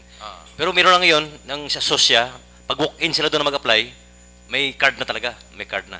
So darating ang panahon na yung LTAP natin, may card tayo, pero ngayon, bago pa kasi, At saka, sir, ang tanong ko lang rin, yung LTAP pala may expiration din? Oo, parang 2 years. 2 years. Tapos, magre-renew ka, tapos ang firearms registration, parang 4 years, firearms registration. Kaya kasi sa new law na ito, maraming pagbabago, so wala tayong magawa. Kahit ako police, nag-LTAP na rin ako. Nag-neuro din. Kaya walang exemption. Kahit police. Okay. Oo.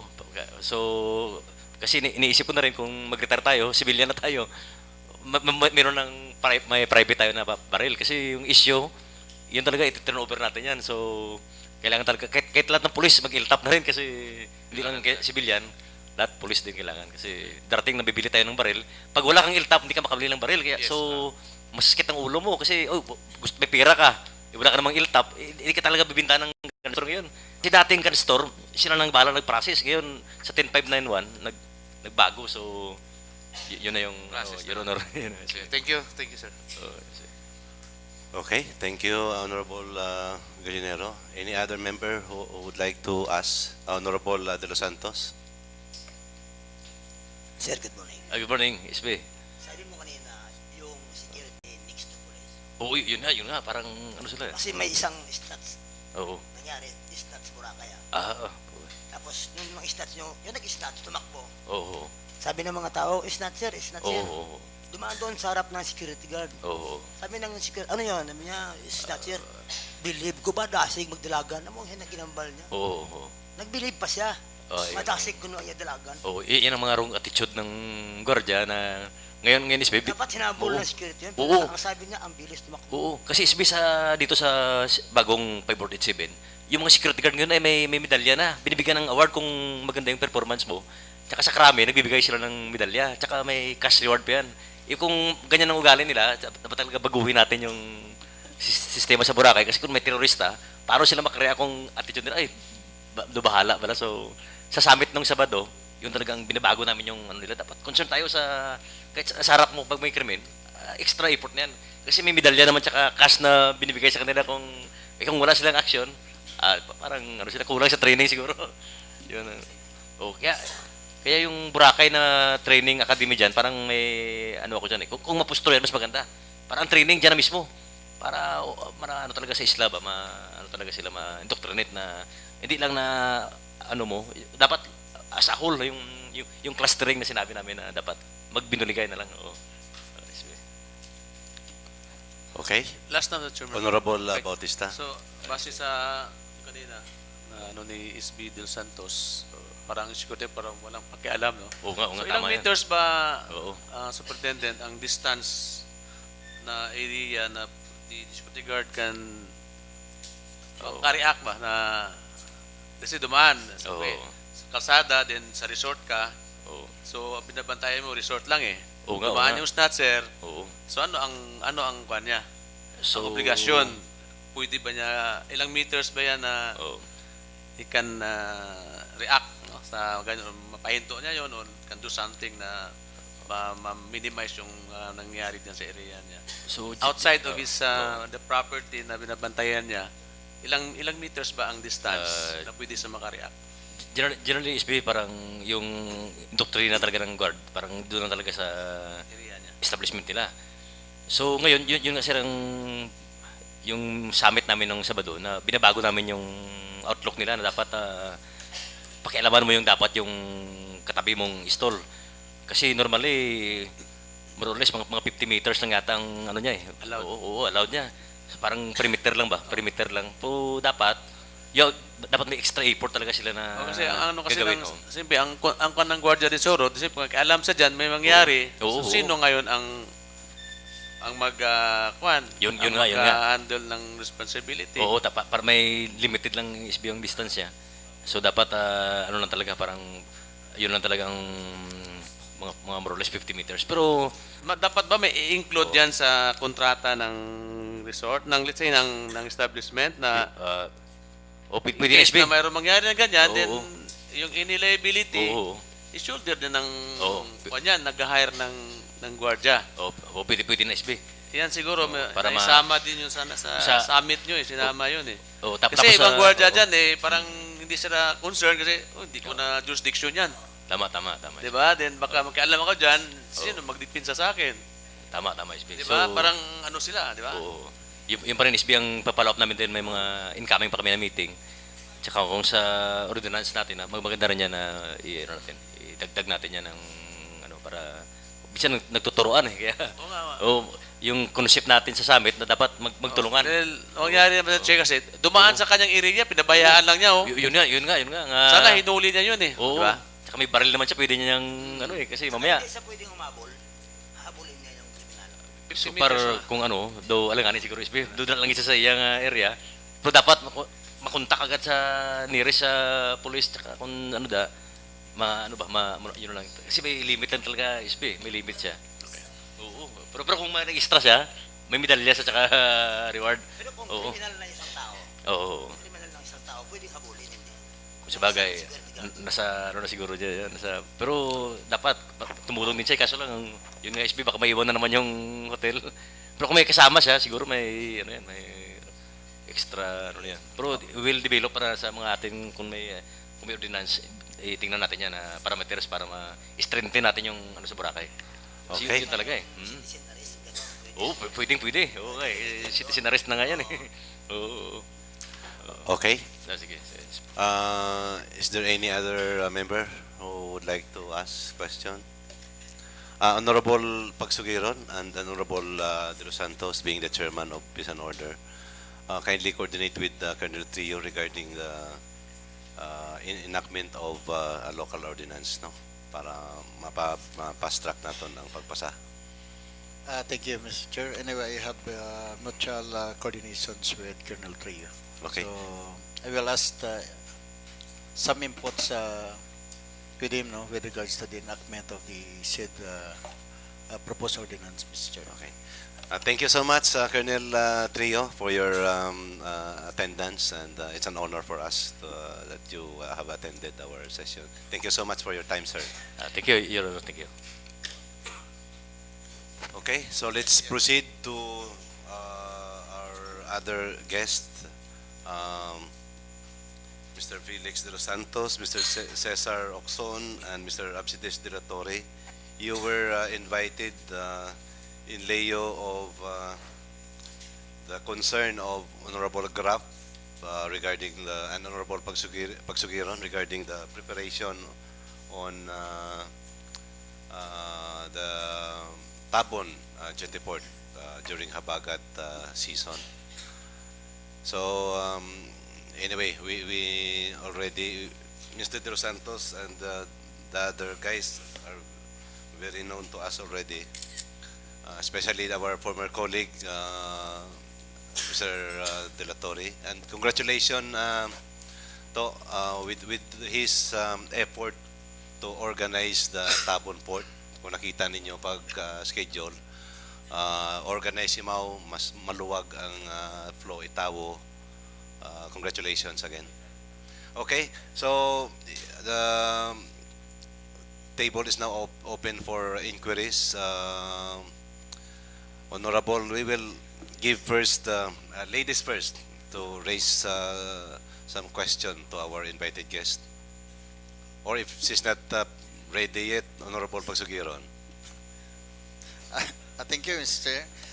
Actually, this is not all about Tabon Port, but since our tourism officer is also here and the transportation officer, so if possible, also we will include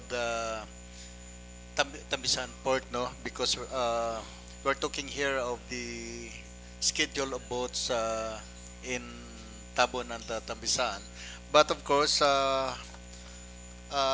we will discuss, I think, these two areas, no, the Tabon Port and Tambisan. The reason for them that we invite is to discuss what preparations, plans, dahil magabagat na. In fact, nag-schedule na tayo doon. So, kung anong preparation sa kwan, no, sa pag-schedule na sa Tabon and Tambisan. That's the basic purpose that for the invitations, Mr. Chair. So maybe we can give the floor to the three gentlemen here. We will ask first Mr. De Los Santos. On the part of the tourism department, what are your preparation? Good morning, SB, Honorable SBs, and good morning, Chairman. A quick background or brief background, especially preparation of our Tabon Port. Diba, last third week of May, we had our committee meeting with regards to our operation in Tabon. Then right after that, together with SB Ninat Graf and Dante Pagsugiron, right after that, through the Office of the Mayor, headed with Sir Ed, we have this a team, sir, like to have an assessment and simultaneous exercises. So we set that last May 25. So on that May 25, we have here the indicators, especially to set the capacity and capability of multisectoral group and officers in Tabon, headed with our Tabon Port Administrator, Sir De La Torre. So, ang objective natin doon, actually we would like to commend our MTRRMO, Catherine Ong, for crafting this. Like, there we discuss about the command and control. So we have already our organizational chart. And after that, the flow of communication, like on flow of the communication, who will going to where will be coming the command nga mag-transfer yun it port, especially in so halin imaw sa Coast Guard, then the Coast Guard to the office of the mayor, of course through that Tabon port operation natan Sir De La Torre. Then after that, ang flow of operation, yun yung flow of operation. So from office of the mayor, we have the MDRRMO for emergency response or whatever, and from the Municipal Tourism Office, from PNP Malay, Office of the Municipal Treasurer, Environmental Services Unit, Transportation Office, and the National Office like PNP, Army, Coast Guard, and the rest. So yun yung flow of communication natin. Then for the security matter, with the persons also with our PNP and the map and the tanod itself of the barangay Katiklan. Then the traffic management later on, Sir Oxen will going to expound this, the traffic management in the Tabon Port. Then the safety of structure, hope we invite also, it could be the Office of the Engineering or sa GSO para at least ang ipapagid nga mga logistic matter in terms of structure, or siguro sir pwede man ikaw makadiscuss doon ano para at least ma-anticipate man naton. Then the accommodations it's more on tourism matter, like for our comfort room should be PDWH friendly, waiting area, umbrellas madam, wheelchair, the orderliness and ticketing, hydration for personnel. Ayun nga, actually meron na tayong mga water dispensers. Then yun, refreshment for like coffee for 24/7, especially for our security and staff as well. Then another one, emergency medical services, especially our MTRMO and Red Cross and MHO. Then personnel assigned in all sectors, and of course in NLGU personnel. And we ask also their commitment. So far in place naman siya. Okay. Honorable Pagsugiro. How will you handle the situations in terms of security matters, in the absence that we don't have X-ray machines? So paano natin anong preparation sa mga security matters? Good morning. Mr. De La Torre. Proceed. Good morning to all honorables. The preparation in security, I already suggest to the office of the mayor that we have to buy CCTV, and then I suggest also for the X-ray machine. So that's why the provincial government, if there is, it's not only big waves in not so much big waves in Katiklan, the provincial government alarm us that we have to transfer there in Katiklan because we have no X-ray machine. So that's why we have to look for that. Okay. Honorable Graf. Mr. Chair, yung sa security, I think maybe since our Coast Guard is really doing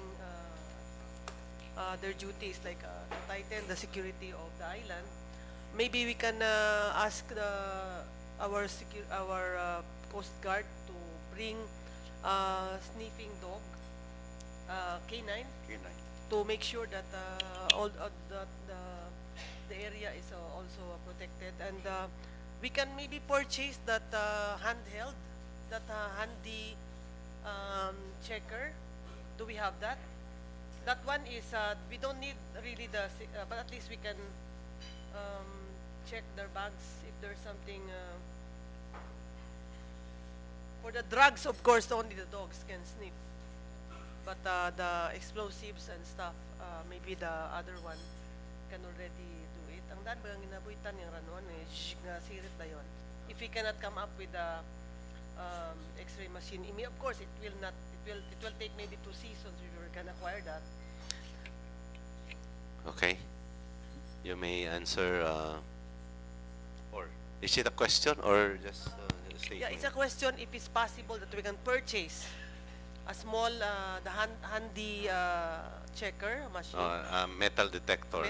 Yeah, metal detector, and if it's possible for the Coast Guard to be there 24/7 Honorable Grab, with Coast the Guard dog. has nothing to do with the security. They're only on the more on the But boat's they're regulation. securing the entry of the people, right? Police and PNP and MAP, they're in charge of the security on the entrance, not the Coast Guard. But the one checking at the jetty port, there are 2 Coast Guards standing before the exit, always, at the jetty port. There's 2 Coast Guards, if you notice. Yeah, but they're, the security, it's the job of the PNP. So, a K9, is it possible, sir, for a K9 to be helping us secure the Tabon Jetty Port while we're waiting for the other gadgets or the other needed security, the metal detectors? Ay, ma'am, pwede talaga dahil yung ASEAN Summit, ni-inspect talaga namin yung airport, jetty port, Kagban, nag-deploy talaga ng K9 kasi ano talaga siya, useful siya sa mga bomba o tsaka meron din K9 na sa drugs. Dalawang klase kasi yung K9 eh. So maganda yan para to make more ano talaga yung checking natin diyan, snappy. Kasi minsan mga ano lang nalulusutan yan eh minsan eh. So kung aso talaga, ano talaga yan, pero meron din siyang may mga private K9 ano, meron din. Okay. Na ma-hire, pwede rin. Kasi Okay. sa ASEAN, mga private yun eh. Yung private lang yun.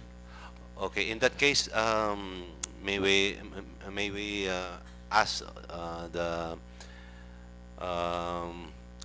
tourism department to coordinate with the office of the mayor, no, to secure K9 or from PNP or any other enforcement agency in the absence of metal detector and X-ray machines. This is an urgent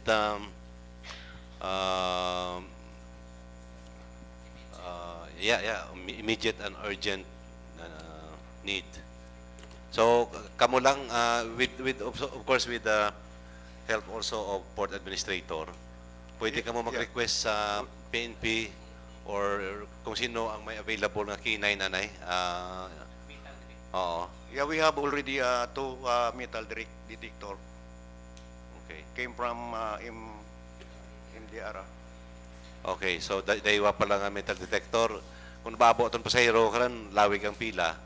So daywang lane siguro ag daywang ka metal detector. Ag importante ang ang sa ang K9 na para sa bomb ag sa drugs.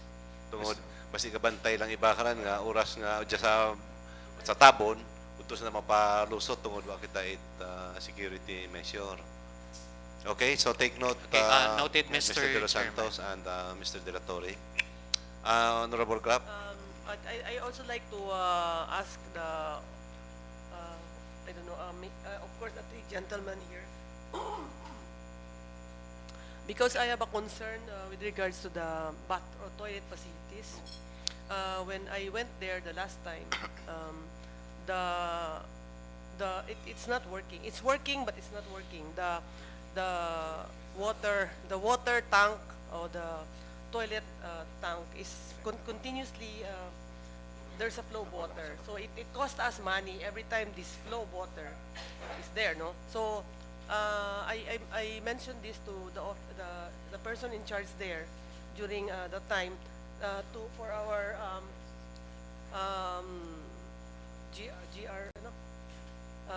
general services, they have to change all the fixtures of the toilets, all the faucets, and remove all the basura under the sink. It has to look presentable, it has to look welcoming, and don't allow our tourists to run around for a simple toilet paper. I mean, that's the basic of, ano nga tawag niyo, may, ano ba yung pagkatawag? That's a basic need for a toilet paper, which is available.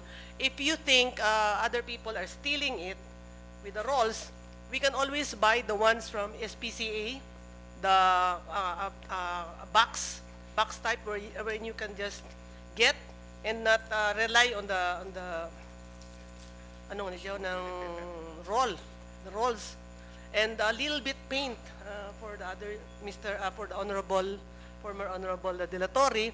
Little paint on the door will do magic. Paint it brown, and the surrounding, just a little bit plant inside will improve the looks of our dilapidated toilets while we are waiting for a beautiful one. Kasi we keep on criticizing our provincial arrival at the jetty port, but our own is ugly. Kakahiya. I mean, I will be ashamed to face our tourists, and be complaining about a simple toilet in an arrival to the world's best beach, to #1 Philippine, the richest municipality of Malay, which we cannot even present a standard toilet for the tourists. Thank you, Mr. Chair. Okay. We have a plan we have maano kita toilet nga medyo disinte. And at present, gina-renovate namon ang ran nga toilet to make it presentable. So sige among trabaho kaya para maging maayos. And then sa tubi, we change the motor sa water pump, because that is 1/2 horsepower before, and then we change now as 1 horsepower, more bigger. Okay. Honorable Lloyd, are you raising your hand? Good morning, Mr. Chair. Suggest lang na ako sa dahil during habagat ng di ba maulan, mabasi kung pwede kita maka-provide payong para pag abot ulan ay ang may tawo kita bilang pick upan sa bangka bago ibalik mo doon sa para mga Actually, with regards sa umbrella, we have our 15 umbrellas there and two wheelchair. Pero as of now, ang problema naton, especially sa tourism, is staffing. Ang staff. Ang regular staff binaton, especially sa Katiklan Jetty Port mismo, is daywa-daywa. Body-body yun siya from sa desk. Then if ever ko may tabon operation, gas-split sandaron ito. Gas-split baga. So, ang matabogid mismo, ito sa registration naton, isang bilog lang gid ang tawo ito. So, actually, may payong matakita, pero ang problema, ang staffing naton. Kay, even yun nga, actually, we already wrote to the Office of the Mayor in additional of the staff. Ang problema lang gid, hindi pagid masyado kakwan. Isa pagid sa aton nga problema ito, maliban to sa aton nga registration sa tourism office nga staff. We still have dapat nag-request kami dito ay 4 personnel for beach cleaner pagid. Tagalimpyo to sa front beach. Then personnel for pagid nga ang rotation na binaton to nga sa toilet nga dapat tutukan gid imaw for 3 shift 24/7. So mo pagid ang kugang pagid naton. Then ato to generator operator. So kung mantawo naton diyan mataang payong, pero ang problema lang gid ang ga-assist baga ang tao lang gid kay ako man nabi mismo kung medyo isip ko man nga ang payong it's more on personal baga kung Okay. May payong kita wa itawo. Actually ang payong naton diyan imaw. Yes, actually ang the practices, most of the practices is imaw ron. Mr. De Los Santos, you asked the assistance of Mr. De La Torre, Chairman. pwede ka mo kabuulit tawo staff sa ibang department. During habagat na ano eh. Yeah, yun, actually, sir, Mr. Chair, imo man na nga mo nga pan, augment kami from MRF personnel, Katiklan market, no? Sa Katiklan market, imo man na nga mo nga kinapan. Okay, Honorable Chairman, Bautista. Gusto ko lang masayaran, sino kita padagan it Tabon Port, mga administrator ba o tourism office? Okay. Sino ro in charge it Tabon? Dahil nalito ako dahil nag-request kami man ni Mr. Dos Santos, nag-request kami sa tindahan na gusto ro dugan. So ano ang role it administrator? So sino kita ro ga padagagan it city Tabon Port?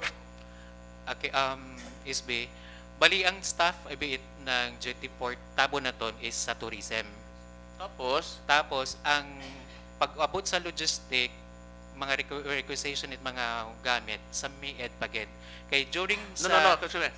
Ano ang role it administrator sa ni Mr. De La Torre sa JT Port na Tabon Port? Actually, we Ano I'm asking Mr. De La Torre, ano ang function ng administrator? Sa kaya no, may wa pa man ano sa Office of the Mayor, pero ginturo ano ako ni Mayor nga tutukan nanay. Tutukan nanay ang Tutukan anong klaseng tutok tanawon o ano? No, as port administrator. So wala pa So, appointment. Wala pa. So ginahulat lang raw na para maka ano. So saan pa Pero- na ang appointment ni Ron next year pa? Siguro ginaano man nadali ganit para maayos gito sto. Dahil ang chairman, ba dapat ang administrator imo dapat ro in charge sa GT Port sa port, no? Yun lang dahil magulo ron eh. May administrator, may tourism officer, may ano pa na. Pati ang map dapat under na administrator na. Pag once nga sugod ka sa port area, administrator na in charge. And he is liable for everything ano matabo na. Di ba? Ang tanan nga staff, it should be under to the administrator. Di pwede kung sino-sino na. Kung may office man na ang tourism, nanda ka mo, pero under ka mo administrator tanan. Okay. Diba? So yung mga Mr. Chairman, gusto ko ang role ba administrator una. Dahil nakita natin, una-una, security service, sa security. Sino in charge karon? Tourism? Okay. Mr. De Los Sir, Santos? to answer the query of SB Bautista. Actually, sa organizational chart nagiging man namon, si Sir Absent is giman to sa babaw. And under kami to. Pero it so happen lang kit, ang siguro sa staffing mismo, under the supervision gyapon ang tawo sa tourism. Kung sa budget matter, ang tanang sa tapon to sa tourism. Pero sa okay lang nga ang record okay, nakita ko naton may gusto chart. Sino si Babaw? Imo dapat masunod. Di ba? Or kalibil man na kamo. Di ba? Di ba? Dapat may isang bilog si Babaw gid eh. Maghandol.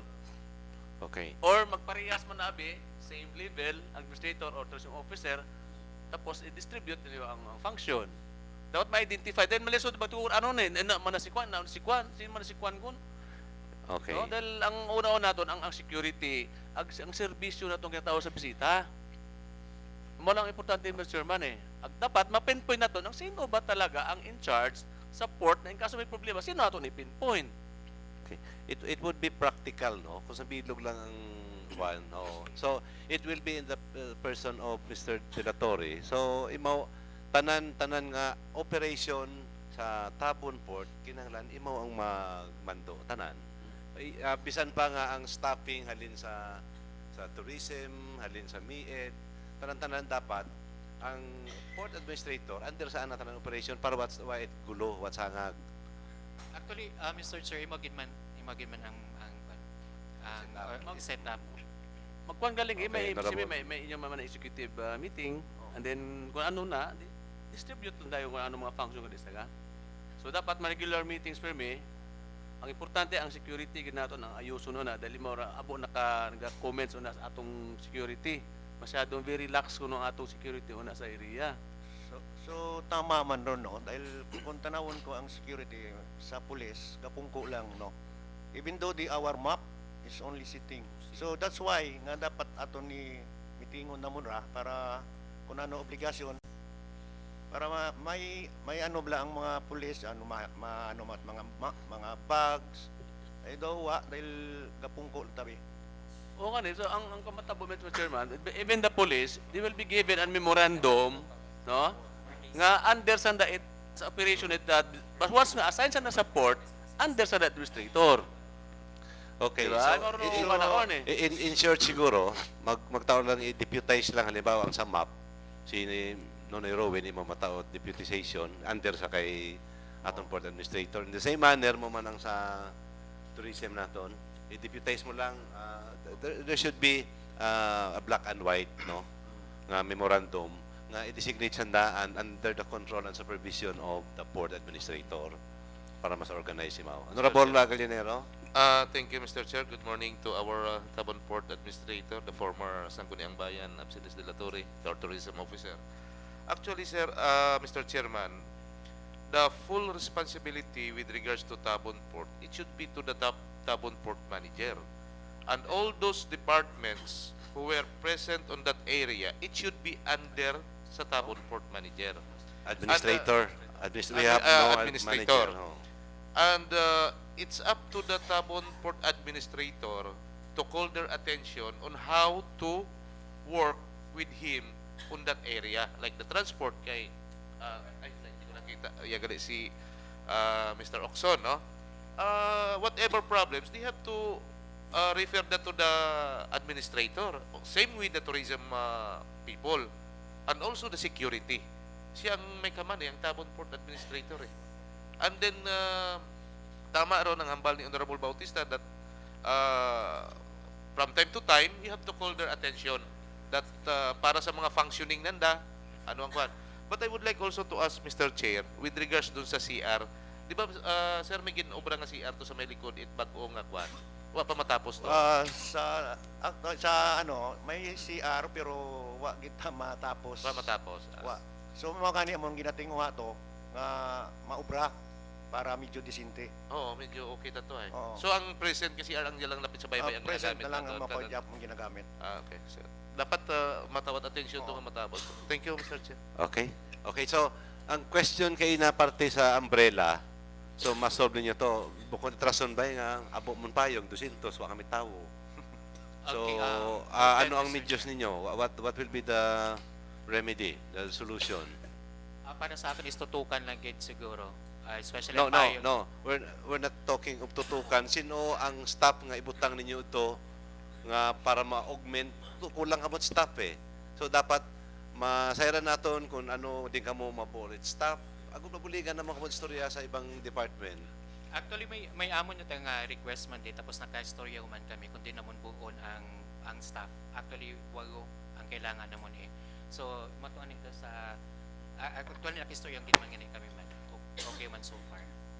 So solve ang problema sa mag-assist sa payong. Yes, Okay. yes, Honorable yes, sir, Pagsugiron, din Honorable Grab. Mr. Chair, gusto kong pamangkot kung ang functions ni itaton nga Tabon Port Administrator ay kung sa Tabon lang or naka-include ang Tabisan.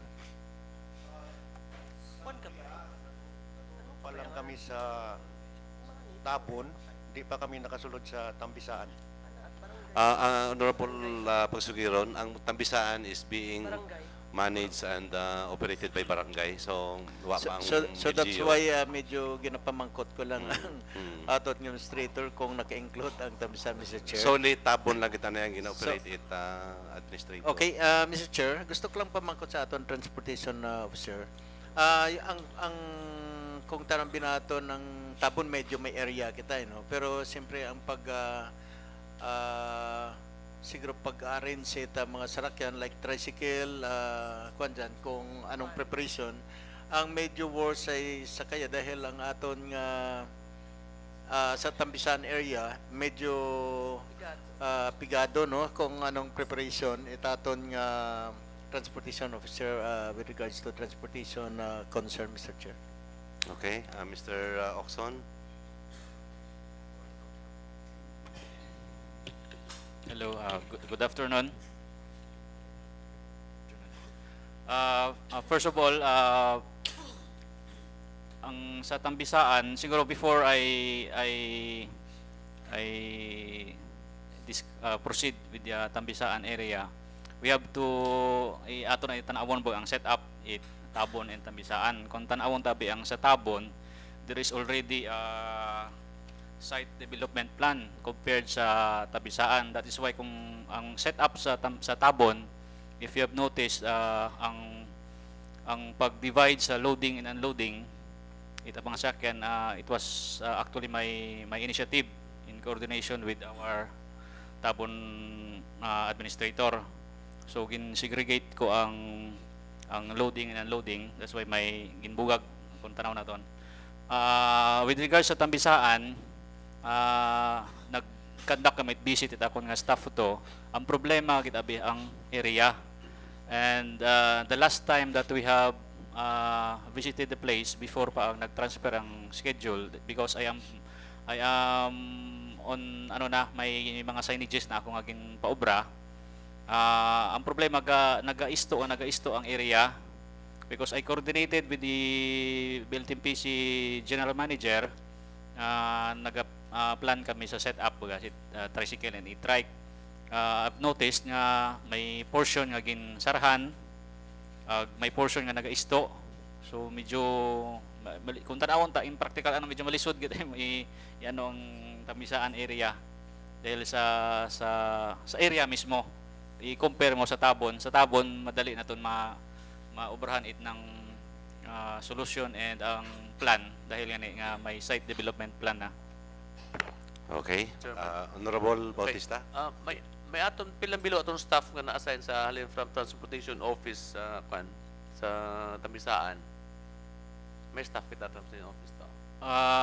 Ako staff sa Tambisaan. So problema kita may problema ang transportation, wa kita dayag na kung sino atong tawag to na ito, di ba kita itawo itong halin sa munisipyo. See? Ang pilang bilog ang sa ang sa Tabon Port, pilang bilog atong taga Transportation Office nga staff. Ang ako sa bilog nga staff nga kaso wala mo akong ginapa-duty dati mau map then gin-detail sa office. So during operation of Tabon, ito ko mo ipa-duty. So 8 hours lang ron. 8 hours lang. So after that wala na. Wala na. Mostly ang map lang dapat administrator take note. Ang kakuwangan Tabon naton dahil may possibility nga Tambisaan, it should be under also your sa function dahil hindi mo pwede nga dahil work administrator, no? Anyway, ang Tambisaan Port is operated by barangay man, pero kailangan may staff kita ito sa Transportation Office. Kaya kung magka-problema, at least may aton nga tawo na nga assign sa halin sa munisipyo. Diba? Pero sa bilo pa nakita na ako dahil ang ato Mr. Chairman, yung Tabon Port is under sa MIID. Ano ang role MIID una sa Tabon Port? Collection lang? More on collection? May staff ba ang MIID sa Tabon Port? Ang pangulikta nga ron, sino under MIID na or under Terminal fee nga collection, ag environmental fee. Under imot MIID o under treasury? Ang dati bito under MIID kara with 2017 ginbutangon sa tourism tanan. So pati ang kolektor tourism 9 sandaran kabilo nga ginpabutang sa tourism. So ang tourism nga staff imo ang kolekta environmental fee ang terminal fee. Bali ang sa ticket na treasurer. Sa treasurer. Okay, treasurer Ang guys yung ticket nga sa mga sa aron sa parking fee. Inoron nga tao. Bali sa tourism imaw. Kama na makaron na. So, dati nga na imaw under sa MIID tapos by 27 ito haman ang issuance ticket sa parking fee tourism ang handle. Ga problema ang treasurer's office dahil wa itawo. So basang libo aton nga wano nga tawo sa man ginobra ko nga ang sa tourism ang dati man nga kolektor man Japon ang kapanukod dati kolektor. Pero dapat hindi under mo sa ay kundi mo to ibutang mo sa office treasurer. Dahil ang collector is under supervision ni treasurer eh, bukod at tourism eh. Koleksyon nun eh. So, tama. So ano naman? Ayusan nyo yung kambi, ang structure. Actually, may akong din nga nga schedule of activities. No, I'm Ang talking about schedule structure. nandun. Structure, kung ano, sinura, ano mga offices nga una sa port. Ang identify their works, kag i-identify ang tao nga ibutang to. Which department siya nabilong? Okay, paano eh? I don't know kung may miid pa una. Kasi buo tourism, wala nang miid. Wala na. Pero it's under sa miid, income na ito sa miid eh. Saan natabo? Karon naman makaroon taron. Then na-include ang income ng port is na-include sa income ng miid. Tapos wasan na tawo ito. No, the collection will go to the treasurer's office. Pero ang miid na nga nga income. Then na-include doon sa miid eh. Miid. So, I have to talk to the Ayusan na yung structure ha. Ayusun na to na. Or else di na mo napurbahan ng budget next year na. Hindi nyo ayuson. Okay? Ayusan ninyo na. Nagkalambugaw eh. Mga, no? Harap pa sabi nakita ko. Dahil ang atong port is income generating eh. Suot mo tabon, may nakabutang ito. Tabon port operating, no buses and trucks allowed to enter. So, natabo, paano ang mga bisita sa bus nakasakay? Hindi nyo pasundon to? Ano ang sa kaya, Honorable Bautista, I allowed already... Address lang, Mr. Chair. Address, Chair. The Chair, no? I allowed already the 2 buses of Island Star and Southwest, the small buses. So, tanaw ko nga kanugon ang aton koleksyon because of the terminal fee at tapos environmental. So, sa kaya, nagasulod ron sanda. And pero ito gapon ang karatula sa guwa. So, nangangawag. What coordination? Income generating atong pantalano, pama atong plano, magdugang mo budget na. Tapos ang haron nga pasiro kaabo ang daily income na hindi nyo pagihon ito. So meaning you are marketing other groups. So di mo intindihan ang ginobra nyo na. Diba? Okay, Mr. Oxon, Mr. do Chair. you have answer? If we have noticed the road status in going to Tabon Port, na very narrow and pasaka, hilly. So we have nag-conduct kita ng one way ang flow of traffic. But eventually it was found out na very dangerous and risky on the part of tricycle. And besides that signages, may advance information through a letter addressed to the different buses operating in our municipality. But ang naka-indicate sa letter is those buses who carries 45 to 50 passengers. However, 33 or the mini buses are allowed to enter. Dapat ko siya. Ibutang mo ninyo ito si Dagom. Pero may information ito. No, but ang publiko, we're talking public eh. Uy, bawag gali man ang bus ya. See? Gali pwede gali ang 33 hanggang 0. Dahil may communication. So nagaling mismo ka, kuwang kita sa informasyon. Sige. And then, kung ang problema naton is ang dagan, ano ro proposal at the tourism office para maayos ang karada nga ron na dahil buhay ko lang dagon yun. Idugangan ba na? O ano ro kwan? Dahil we are spending millions for the development of Tabon Port. Tapos makaroon ng sistema o na, ano ron? So, hindi na ito budgetan na ayuso ng Tabon Port. Karoon kung mamalaron. Kanugo no kwarta. Okay, may I know, Mr. Oxon, anong rason kasi nga ginlimit niyo ang bus? Ano ang pilang seater lang pwede kasulod? Anong rason? We consider the size. The size? Of the bus. Of the bus? Okay. May kasoblang kami ang tricycle. You did mention also nga gin-estudyuhan ninyo ang one-way scheme. Anong problema ito? Patwa madayon. Ang area tumagapit sa sementeryo, masyadong padaus-dos ang pagpanaba compared mo sa entrance Oh, pero ang isipon naton, mas abong disgrasya kung magsublang. Ang andang slope to kato Mr. Roxon, mas grabe pa man manok pero kaya it mga tricycle. So mas ang pinakamanami kantan para makasulod ang bus tungod income generating ang bus tanan eh. Dapat pasudlon tanan ang bus one way kita. One way. Actually, Mr. Chair, na ano naman na dahil ang ako nga interpretation is we are not friendly with our tourists. However, we also put into consideration ang risky man it would create sa aton mga tricycle drivers. And pero kung tan-aw naton ang you have mentioned ang sa Tambisaan ang sa Tabon, mas ano ang diyan sa Tabon sa sementeryo. Ang sa sementeryo area lang. Oo, pero masyado mo highway abi anang baguan. Pero i-compare naton ang kita nimo ang sa Tambisaan nga tukaron ag panaogon. Ga core pa imaw may kapasaka may kapanaog, okay man. Kung sa ako na on our part di studyo nito man, mas manami mag one way scheme kita. Mas manami imaw. Ang paubos pa lang ang delikado man lang Mr. Roxon kung kapatukad ka. Pero kung kapaubos ka preno man lang gamiton mo eh. Usen man sandara mag permira lang kambya, naka-prepara ng preno. Why it's kaya nga ni abo pa madiskusyon sublangan permiya. Gaagi kita na.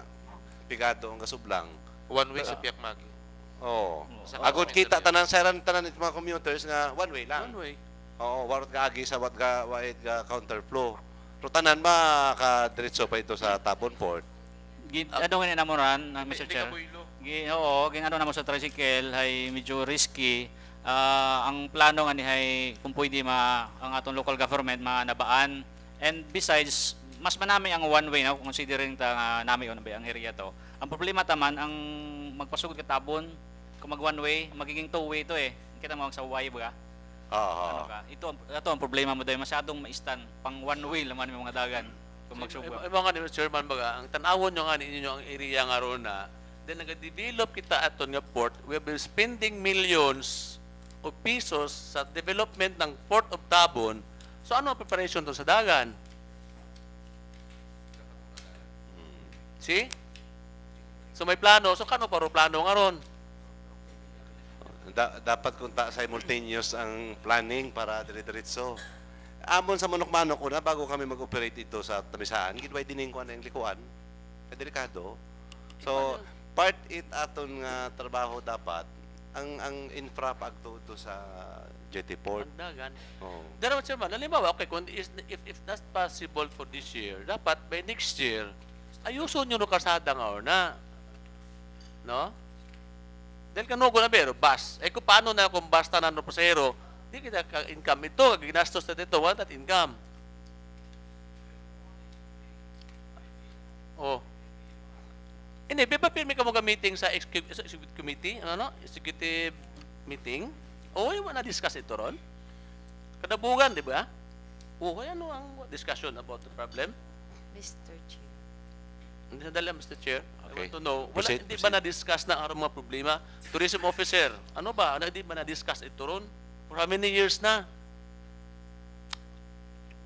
At siguro ang concern nga department is the engineering department. Ayun lang pa. No, Mr. Chairman, I would like to, sa meeting, all department heads are present, di ba?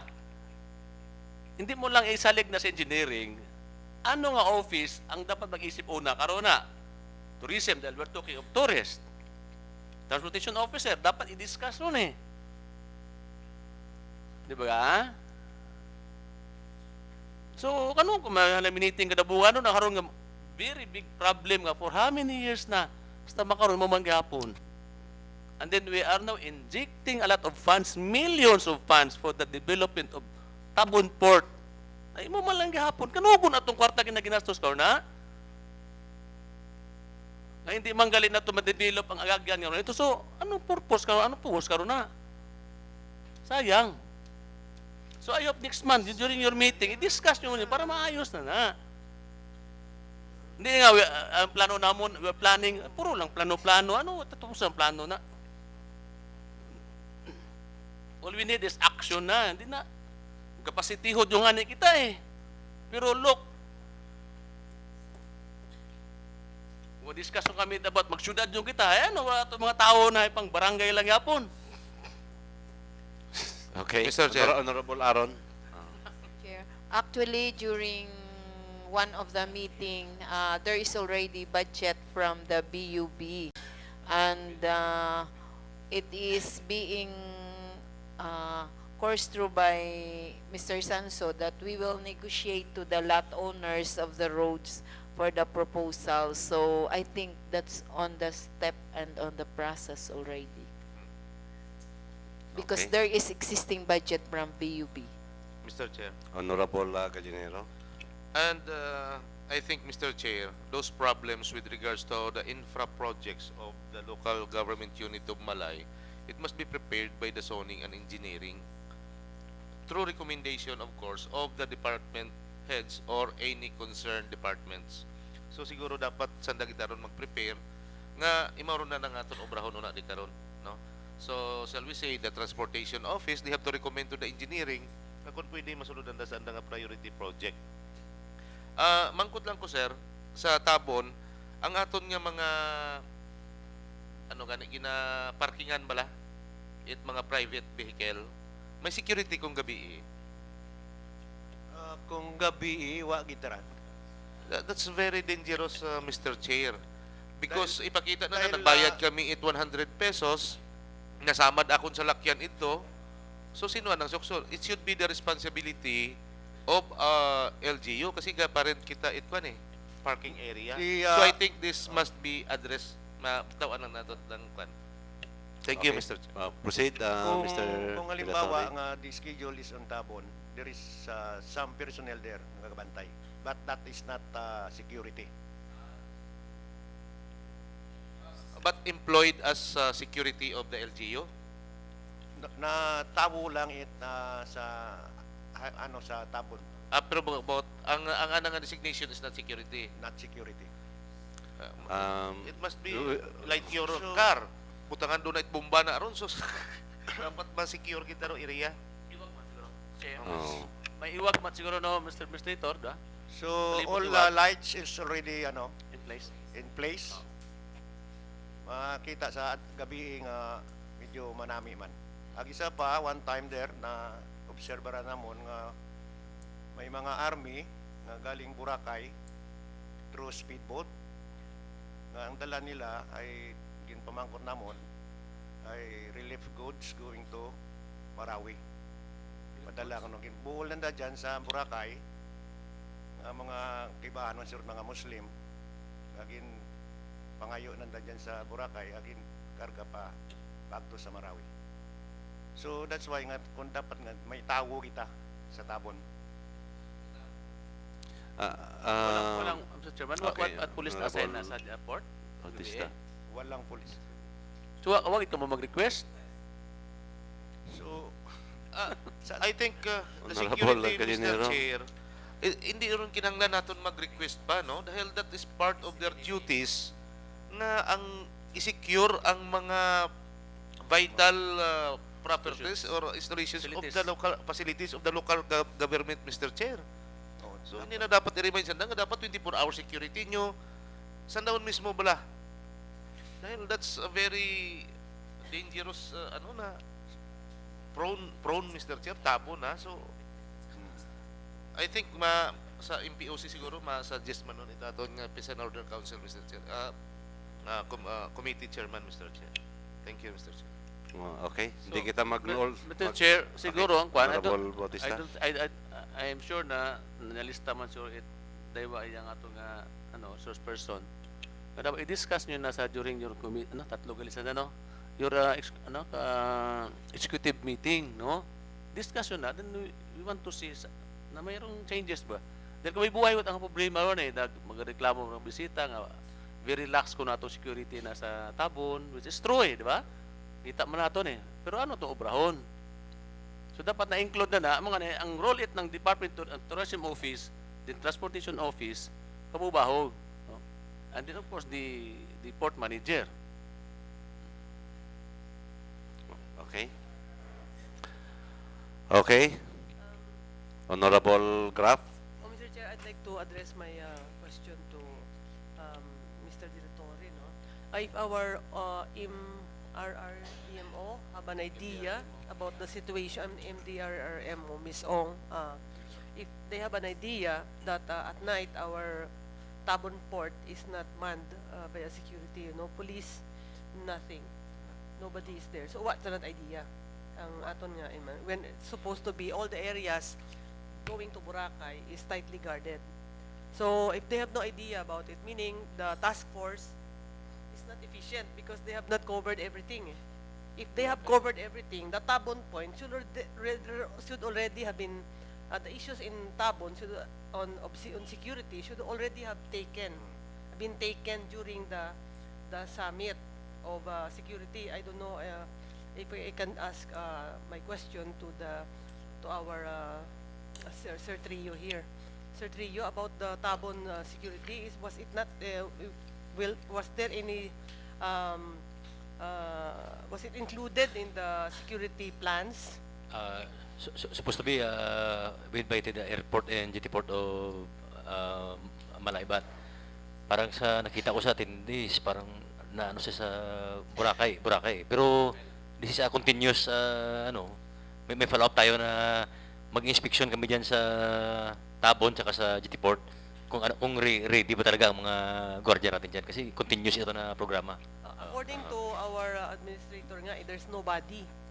There's no security, nothing, not even a police presence there to guard the area, which is supposed to be another exit or entry to entrance to Boracay during Habagat season, sir. Wala daw. No. Excuse the honorable. Okay. If the schedule is in Tabon, there is also a police there. Pag wala tayong police. And they commit for 24/7. But pag doon ang schedule. Pag walang schedule, wala rin. Pero dapat may nakadeploy. Okay. Mr. Okay. Chair. Honorable Gallinero. Thank you, Mr. Chair. In addition, do we have private security manning the Tabon Port again? We have security from the sa aton nga CPO, but that is only 8 to 5. Yeah, what I am saying is security guard din balay mao naka-uniform from private security agency. I think we should hire for security because like in the GT port ng Katiklan, they have security. So that even day and night may tao kita nga nagabantay. Yeah, much better no halimbawa we have to hire a security guard. Sige, isa ron siguro sa kwan ninyo. Inyo nga i-recommend. Okay, thank you, Mr. Chair. Okay, Honorable Bautista. Katabo baga sa ato sa pantalan na so gagawa ka makaron nga di ato kaya mag-operate pantalan. Diba? So dapat I hope na you have to do something. Ayuso na to noon nga kaya man namon ran, di ba? So sa makaron nakita naton nga hindi to kaya. Okay. So the possibility of taking over. Daywa mo lang Daywa mo lang. Kita kunta mahinyo sa probinsya nga kita ma-take over, mabilis ka diya kundi kita kusoy. Probinsya mahinyo sa sandal na ma-take over it Tapon ag Tambisaan. So dapat you have to do something about it, no? Kinanglan ang security number 1 na ginaistoryahan na itong kayo na parte sa picture to mga local terrorists ka to, tapos ang Tabon tagali, bakante temaw. So pwedeng lusot to, wala problema to. Amambang terorista nga may ilang bay yan dyan ng Katiklan, hulat doon ito magabagat to, libre ito. So delikado ang sitwasyon. So anyway, apo ang may budget kita sa security, bulbahol to, 10 million to. Dapat kung tabisan portion lang ito, i-deploy ito sa Tambisan on a 24-hour basis. Bukod 8 hours lang. 24 hours, so 3 shifting. So, ang istoryahan ninyo, i-kuala na to, no? I-summarize. Ang parte sa serbisyo, mga payong, kailangan maayos nyo to. Ang parte sa security, kailangan aside sa metal detector, ang sa ang K9, ang sa karsada naton long, istudyohin ninyo ang one way. Ang una ko i-recommend na ko, suggest ko ang one way. One way. Tungod ang one way, maura na pwede kasulutanan. Bisan ang uto sa way nga to, ay bukot likuanan pwede naman takan ka amat-amat lang kita tayo mo halin sa babaw asa sa dalong ba eh.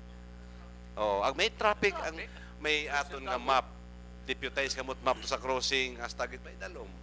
So what problema ang kwan siguro isujuit man prepara naton para sa kwan kinanglan wa gid it may mauyang nga income it munisipyo. Tama ang ba ni Honorable Bautista kay na we're spending millions of pesos tapos ang gabalik man ulang. So kasunod medyo malisdan kita magkwan. Tapos ang inyong structure kinanglan ang one man control lang mula sa operation, no? Para ma-kay-add ninyo. Honorable Pagsugiro. Thank you, Chair. Kung pwede include man na siguro Mr. Chair, no, dahil ang mga frontliners mula natin dyan ng kung paano this is part kung paano natin mag-entertain, may mga tricycles natin, yung ang mabuhay host, ang sa mga transportation mga L3, no?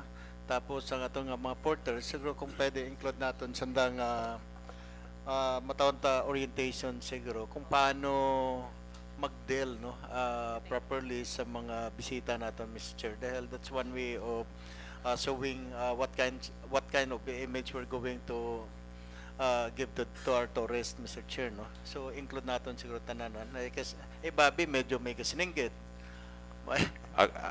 So proper orientation siguro sa mga frontliners natin. Actually we are doing that also, Mr. Chair, pero siguro include natin sa programa. Okay, bago si Honorable Calinero, I'd like to suggest also nga dapat may lamisa ang dyan sa Tabon o ito man sa Kagban o ito man sa Katiklan, tourist information. Ako kami kapamangkot mga inquiries balahay, may bisa sa katawo lang Mr. Del Santos nga i-deploy ninyo, tourist information lang. So tanan nga tourist spot sa bilog kalibutan, kada kwanan may tourist information gilang. Tungod abo ba inquiries ang mga turista naton, may nagkakumla, may naga-entertain ito. Sa Tabon, sir man, may aton to, tapos sa Yapak and sa Station 2. Pero sa Tambisaan, wagit. Pero noted lang sa Tambisaan. Oh, pero andyan sa Kwan, sa Tabon may aton tourist Meron, information. yes. Di kang pinaka... Sa desk man naton mismo. May signboard nga tourist information? Yes. Sa sulod? Diyan mismo sa may registration, may tourism Ah, information. okay. Mr. Chair. Honorable... Okay, may I add to the tourist information?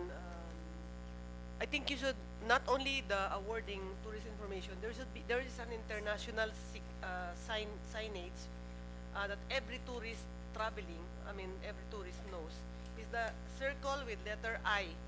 It should be visible wherever you are standing inside the premises. In the area, no. So a big circle with letter I. Na may period ang sa babaw. So wherever that should be placed in areas where there, even in our white beach, there should be one like that. So the moment the tourist sees that, they know that they can ask questions related to their travel. So that should be it's an international sign, and everybody knows that. So we should be able to do that as soon as possible. And also my last question, Mr. Tourism Officer De Los Santos, I would like to ask kanina pa, the 4 persons that you were gonna request, do you know when they can come in to start? Do you have an idea already? Actually, upon our conversation, way back may pano, kung nag-diretso kunta, ang habagat, actually naka 4 days kita no? Naka 3.5 days. Diretso so far. May formal documentation matalat request nimo para may Yes, paper trail ba kita. meron na. May request kita May request formally. Tapos the other thing is the people will be working to take care of our washrooms, Yes. toilets. They should be at least trained or with the how you call that Checklist. on what should be there and what should not be there, and they can also Yes, SB. all the requests, ha? Para medyo level up man ba kita. Thank you. Mr. Chair. Okay, Honorable Gallinero. Thank you, Mr. Chair. I also observed in Tabon Port, pwede ba natin butang at bawog ang area it mga barker? Kung amat ahay ito, pata sa kwan hay ginasaruso, ta ikaw nga masakay ka o maano. So parang sometimes yung mga turista natin nga sala man kung ano ng umrahon dahil dapat may ito lang sanda may certain area lang. May ito lang sanda pwede, hindi pwede sanda una sa JT. Oo, sa tunga. Ay may naka-sleeveless, may naka-ano. Pagsaka pa ni mo ngayon. Oo. Pwede natin element siguro. Yes. Thank you. Okay. Mr. Administrator? So we have already operated within 3 days and a half, no? All dispatcher, wala po doon sa GT Port. Doon na sila sa waiting area na mag-loading. So wala na yon ngayon. Okay, so thank you. At least na-address na ganun. And also I was informed by Mr. Rowan Aguirre, mamanangga public coordinate. Ang sa Tambisaan, he had a conference also with the barangay official ron para maayos ang problema sa Tambisaan. So with the assistance of the transportation officer, siguro ang tourism naton ay assist naton to sa Tambisaan man ang operation. Okay? Mr. Chair, Honorable regarding Pagsugiron. sa Tambisan, siguro Tambisan Port, isang nakita ko to ay pag during low tide, kailangan na dito ay may dyan siguro may pangarang kung kailangan or dyan sa beach area nga mag-provide pa kita it additional nga shelter for our tourists pag kaoran na bihay problema kita eh. So that's additional concern no in the area of Tambisan, Mr. Chair. Oh, okay. That's a good idea also. May Ang barangay siguro pa kung pwede. may pabutang kami diyan sa Kwangin ng barangay man. May iwag ron diyan yung solar, daw daywa o tatlo diyan sa Pangpangin mismo. So hayag ron. So additional na siguro nga tent to. Not only ito sa may Pangpang, ito mismo sa may kwan pa dugang lang kita tent pag ito. Sa beach side. Okay. Chairman, sige, Honorable other matters Bautista. na pangutan ako sa atong tourism officer. Dahil may mga agency ba, Mr. Phil Andres Santos, no, nga, pangutan na about sa aton nga, gumot ba? May aton ba mga kwan na karon? Mga clippings? Oh. Department of Tourism Okay. mismo. So may aton na, pwede ka kapangayo. Dahil pangutan na ako na kung harmful Yes, ba o hindi. So anytime you can ask copy na, in case Yes, mapunta na, you can send them through email nga imararo aron nga LJ no. Yes, SB. Meron. Thank you. And for information, we have already 1 million last June 10. Last Tuesday. 1 June million 10. tourists. Yes, 1 million tourists. And 1,500,607 tang June 10 pa. what is our target for this year? 1.8 million. 1.8. So for 6 months, we got already 1 million. So especially if you can do everything na i-improve pag nato ng mga services, no? Na wala bang komentaryo ang tourist nato muli, ano't man na ron. Na talaga bang very good ba or excellent. So there will be more, no? Not only 10%, 10 of can reach 20% increase every year. No? So depende ron katon. So thank you, Mr. Chair. Okay, thank you very much to our invited guests. Thank you for your attendance and your time. So we will suspend our session for lunch. I second the motion. Tapos. Confirmation from the legal authorities or from any intelligence community is still broadcasted on the radio. Mr. Chair. That's why we invited you to our interaction, and that's why we would like to inquire But to besmirch my or to destroy my reputation activity and my personality even in those of my family. Para ma-improve talaga yung aming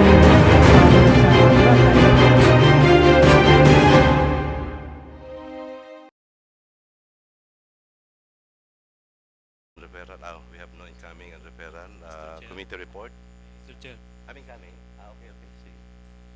Mr. Chair, for the incoming referral, number 1 is a resolution commending Boracay Pirates for winning 4th place in the World Championships of Beach Ultimate 2017. Refer to Committee on Laws. No further incoming referral, Mr. Chair. Okay, let's proceed to committee report.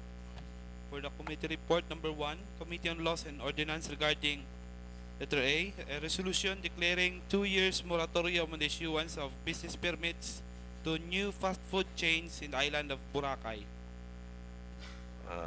Chairman, committee. Thank you, Mr. Presiding. This is with regards to the resolution declaring 2 years moratorium on the issuance of business permits to new fast food chain in the island of Boracay. This resolution is introduced by Honorable Graf. With that regards, Mr. Chair, I move that this resolution declaring the 2 years moratorium be adopted and calendared on the second reading. Okay, so there's a motion on the part of Honorable Gallinero for the adoption of a resolution declaring 2 years moratorium on the issuance of business permits to new fast food chain in the island of Boracay. As I said, the committee report is hereby adopted, duly seconded by Honorable Maming, and be calendared for second reading. Proceed. Letter B, a resolution questioning the development of the 2.6 hectares of the reclamation project of the provincial government of Aklan in Barangay Katiklan, Malay, Aklan. Proceed. Committee Chairman. Thank you, Mr. Chair. On that regards, Mr. Chair, this is a resolution questioning the development of the 2.6 hectares of the reclamation project of the provincial government of Aklan in Barangay Katiklan, Malay, Aklan, introduced by Honorable Bautista, Mr. Chair. On that regards, Mr. Chair, I move that this resolution questioning the development of 2.6 hectares of the reclamation project be adopted and calendared on the second reading. Okay, so there's a motion from the committee chairman for the adoption of committee report on a resolution questioning the development of the 2.66 hectares of the reclamation project of the provincial government of Aklan in Barangay Katiklan, Malay, Aklan, seconded by Mr. Chair, can we be in a hurry Bautista. since the development now is very fast? So if we will add one more week for this resolution, so maybe there will be more the longer development there. So possible the second and final reading decision, Mr. Chair. Okay, if it's I request the committee chair on laws. okay, Honorable Grab. I agree with the SB Bautista, and it should be for second reading, no? Second, final reading now, decision. so that we can finalize it, and then we can already send our letter.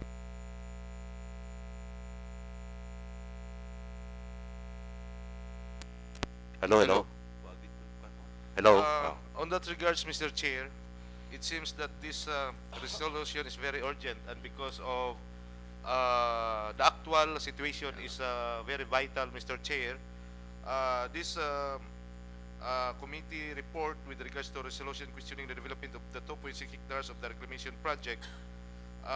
This time, Mr. Chair, as committee chair on Committee on Laws, I would like to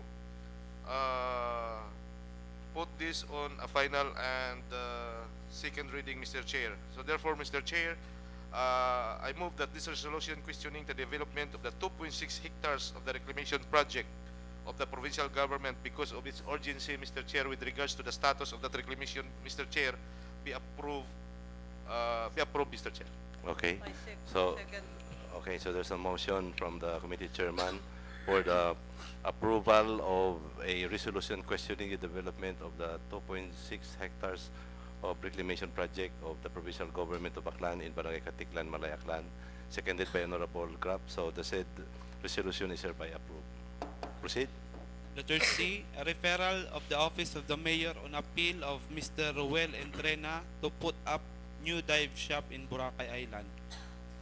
Proceed, the committee chairman. Thank you, Mr. Chair. This is with regards to the referral from the Office of the Mayor, the appeal of Mr. Ruel Entrena to put up a new dive shop in Boracay Island.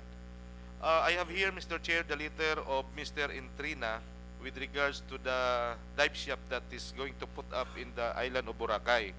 And according to him, he has a very hard time to get a mayor's permit with regards to that dive shop, Mr. Chair.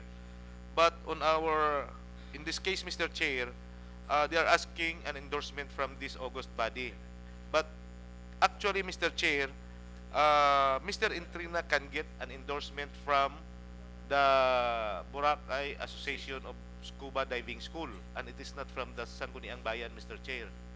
And it is not a requirement to give a permit to a certain dive shop an endorsement from this august body. So on that regards, Mr. Chair, I talked with the president of the Association of Scuba Diving School, Mr. John Bondok, and he told me that they were the membership of Mr. Intrina is already approved within their association, and they gave endorsement to Mr. Intrina. So no need to get an endorsement from the Sangguniang Bayan, Mr. Chair. So on that regards, Mr. Chair, I would like to report that this referral from the Office of the Mayor, an appeal from Mr. Ruel Intrina to put up a new dive shop in Boracay Island, Mr. Chair, is not on our capacity as Sangguniang Bayan, Mr. Chair. Thank you, Mr. Chair. Okay. Any reaction? So, Mr. Chair, Honorable Bautista. I am surprised. Why is it that that Mr. Intrina is appealing to the office of the mayor, since he is also a member of the session, and I'm sure the session or the president of the session will of course give him the instructions or some recommendations, suggestions. This is how we're going to do. So why is it that they did not give an endorsement for this purpose from the association itself, and then made an appeal? So meaning he's not a member of the association. Okay, Honorable Gallinero. For the first place, during his application, he is not a member of the association because he was not able to comply all the requirements required by the association. But according to Mr. John Bundok, he meets already all the requirements. So that's why it no needs to ask for to endorse for his. So maybe that's the reason that the office of the mayor did issue a permit, since there was no endorsement from the association.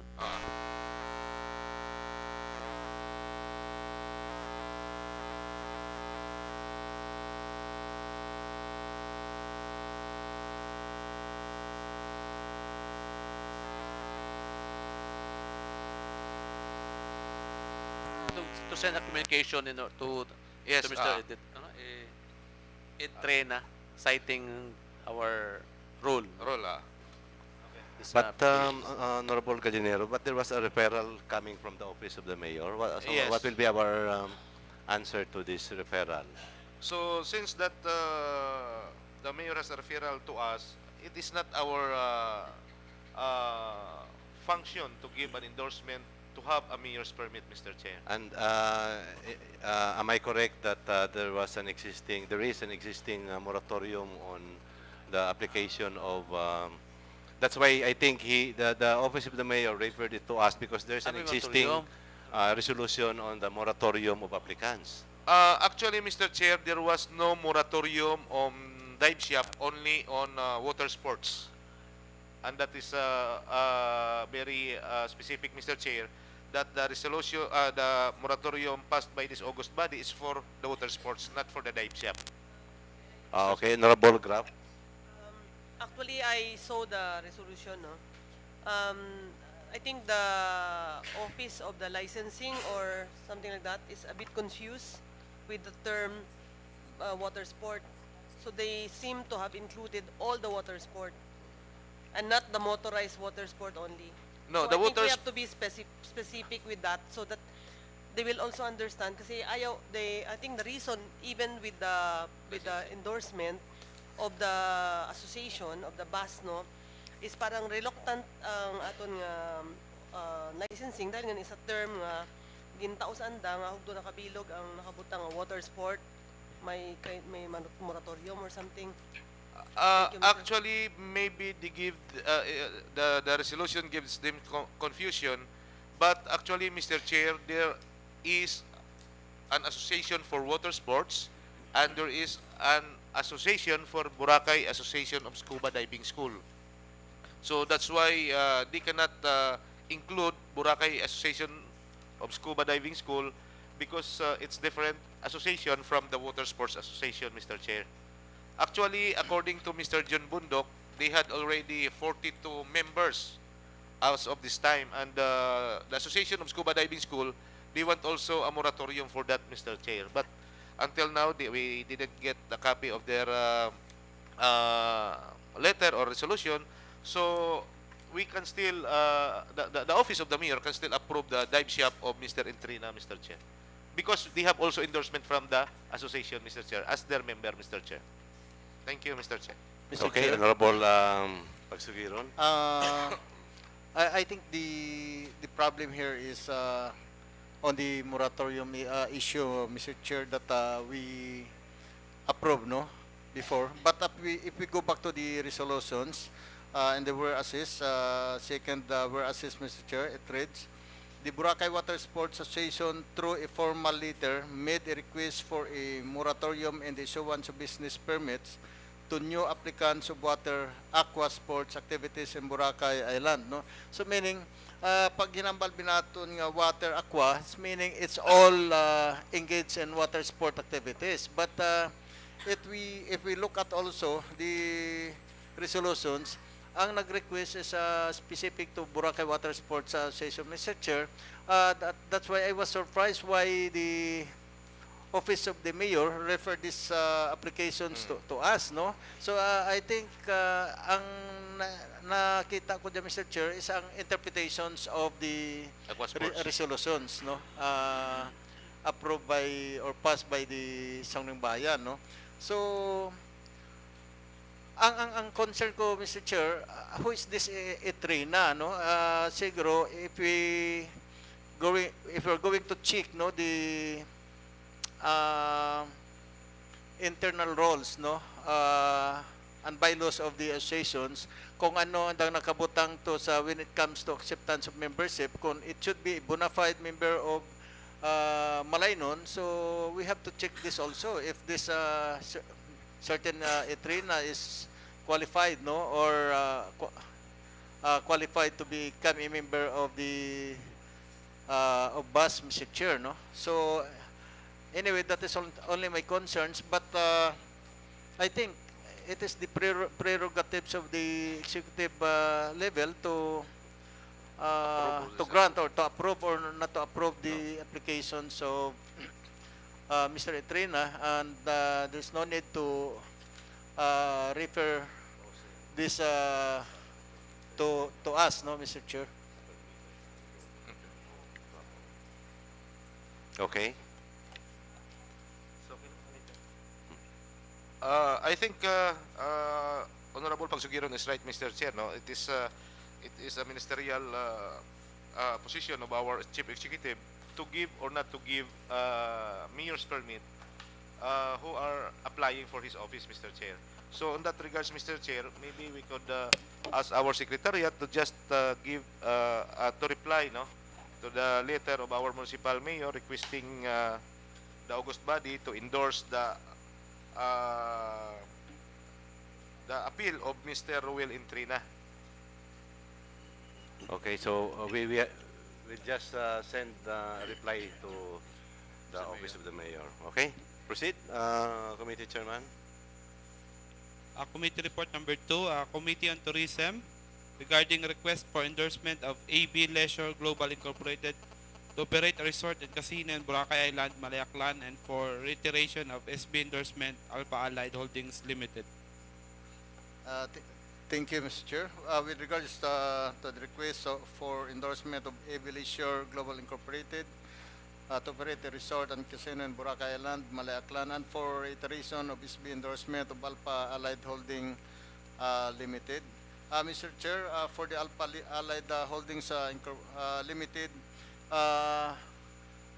it already secured, no, an endorsement last year, and it was already issued by a business permit by the mayor, but was not able to operate because of some problems on the property between the previous owners and Club Panoli. But this conflict was already resolved, Mr. Chair, and that's the reason why Alpha Allied Holdings Incorporated is requesting again for re-endorsement from the Sarungbayan so that they can operate their business as soon as possible. So with this, I move that the request of Alpha Allied Holdings Limited be endorsed and approved today, Mr. Chair. And for the AB Leisure Global Incorporated, Mr. Chair, the request of AB Leisure Global Incorporated for SB endorsement to construct and operate resorts and gaming business in Boracay has a transmittal and duly requested by the Mayor, Mr. Chair. And the said project is located in Barangay Manok-Manok in the area of Sitio Sugod, which is far from local populace, no? Malayo to sa mga government institutions. And with this, Mr. Chair, I move that the request of AB Leisure Global Incorporated be adopted and calendar in second reading on the next regular sessions with my recommendations or proposals to declare for the meantime a moratorium in accepting applications seeking for SB endorsement, Mr. Chair. And this, I would like to suggest also that this matter will be referred to an appropriate committee, Mr. Chair. Thank you. Okay. Mr. Chair, Honorable so meaning Bautista. after the endorsement of all these two requests, so we will declare a moratorium for any, if there's some other request for the same. So if there's, will be, yes, Mr. Chair, no, so we have to observe first because we endorse already some company who are planning to operate gaming business in Boracay. So at this time, I want to recommend, no, I would like to recommend to declare a moratorium for the acceptance of applications for casino purpose, no, Mr. Chair, after Yes, this sir. endorsement. Okay, Honorable Gallinero. Thank you, Mr. Chair. No, I think it's high time to have a moratorium on this, Mr. Chair, because there's a lot already applying for that, shall we say, business, but we are a very small island. No? So maybe next time with the resolution of Honorable Pagsugiron, I think it's high time, Mr. Chair, to have a moratorium on this, Mr. Chair. Okay. so Mr. Chair, I think Honorable refer that Bautista. to committee. The proposed moratorium will be referred to committee, a certain committee to have some more discussions on that matter, Mr. Chair, before the declaration of moratorium. Okay. In this case, we will separate first the proposal of declaration of moratorium, and I would like to refer it to the Committee on Laws, no, to further study and have a committee report on the next session. Okay. So there's a motion from Honorable Pagsugiron for the adoption and approval of the committee report regarding the request for an endorsement of AB Leisure Global Incorporated to operate a resort and casino in Boracay Island, Malay Aklan, and for the reiteration of SB endorsement of Alpha Allied Holdings Limited, seconded by Honorable De Los Santos. So, are we going to approve this now or approve? Yeah. Yeah. Okay. Is that? Yes, Mr. Chair, that is my recommendation. Okay. So, is hereby approved. Yes. This resolution is. There's a motion from the committee chair that it will be approved. So the said motion is hereby approved. Okay. So let's proceed to calendar of business for the day. Mr. Chair, for second reading, number 1, a resolution authorizing the municipal mayor, Honorable Ciceron Escawaling, to enter into memorandum of agreement with Land Bank of the Philippines regarding ATM payroll system of LGU Malay Aklan. Okay, proceed, Mr. Chair. Committee Chairman. Thank you, Mr. Chair. This is a resolution authorizing our municipal mayor, Honorable Ciceron Cawaling, to enter into a memorandum of agreement with Land Bank of the Philippines regarding ATM payroll system of LGU Malay Aklan. So last week, Mr. Chair, we had already a committee report with regards to this, that all the payroll of this municipality, all the employees, Mr. Chair, is through ATM. And according to Land Bank, in the person of Ms.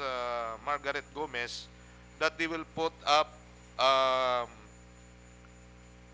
ATM machine here in our municipality, particular in the building of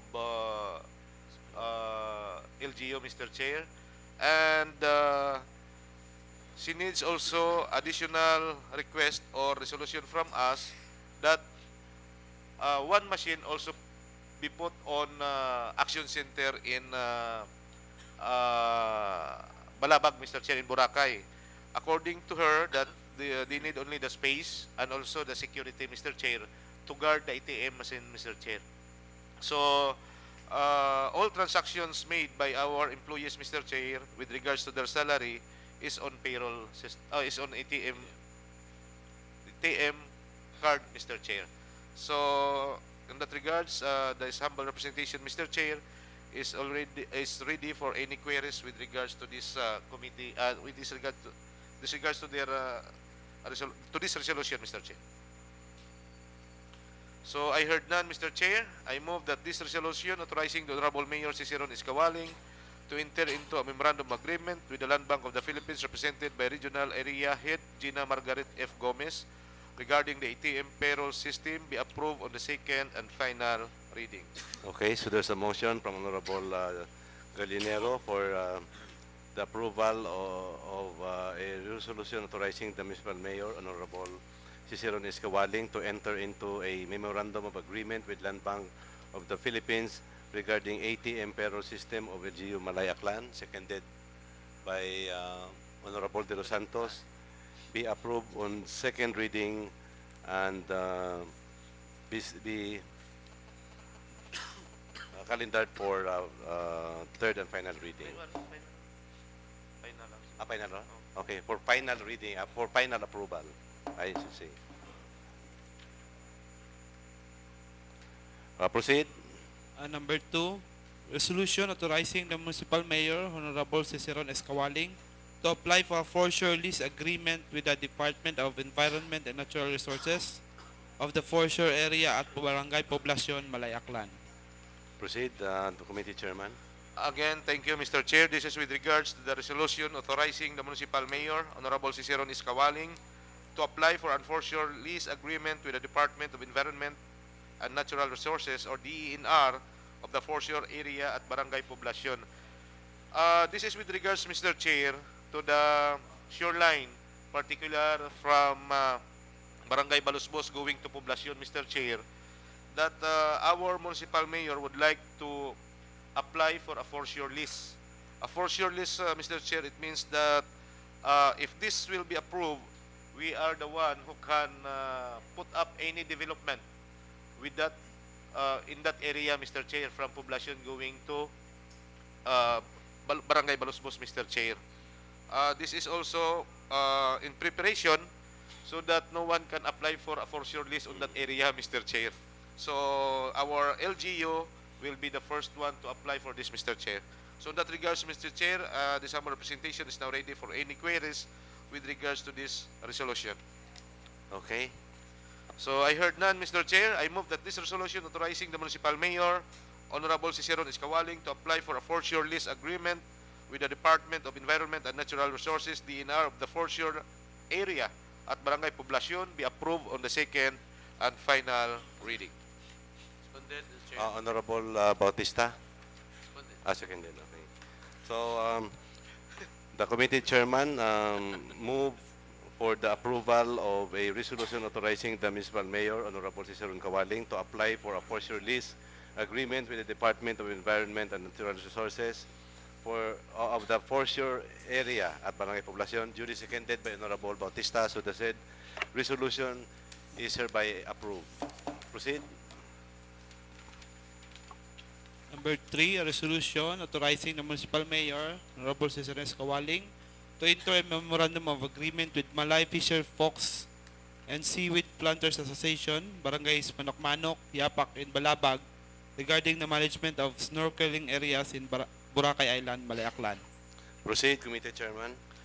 Thank you, Mr. Chair. This is with regards to the resolution authorizing the municipal mayor, Honorable Cicero Escabaling, to enter into a memorandum agreement with Malay Fisher Fox and Seaweed Planters Association. Actually, Mr. Chair, we had a committee hearing with this. This was attended by the president of the Malay Fisher Fox Association, Mr. Boniris Pagsugiron, the other members of MFSA. From the office of the mayor, we have Mr. Ed Sanso and Attorney Prado. And also from the Sangguniang, we have Honorable Bautista and yours truly, Mr. Chair. So in that regards, Mr. Chair, this is to amend the other resolution which was crafted before with this new resolution or new memorandum of agreement, Mr. Chair. So in that regards, Mr. Chair, it seems that everybody attended that committee hearing agreed with regards to this resolution. So if there's any questions from this August body, the summary representation is now ready for any clarification, Mr. Chair. Mr. Chair. Honorable Pagsugiron. Thank you. In the submitted draft MUA, Mr. Chair, I have noticed that one of the signatories are representing the MFSA is Mr. Samuel Torres. The fact is he's the former chairman, but the conduct an elections before, and but in this draft resolutions, it's very clear. Also, it's stated here in the therefore paragraph that the chairman here is Mr. Boneres Pagsugeron. So I'd like to note that the present chairman of the MFPCA is Mr. Boneres Pagsugeron, Mr. Chair. Okay. And sa din banda nakapat? Ang sa draft abing hagin submit ay si Samuel Patabi. Do we have... Here in the draft resolution, it was stated Boneres Pagsugiron. Yeah, sa kwanta sa resolution. Pero sa draft MOA... On the draft MOA, Memorandum of Agreement. Is there any copy of the draft? I have a copy.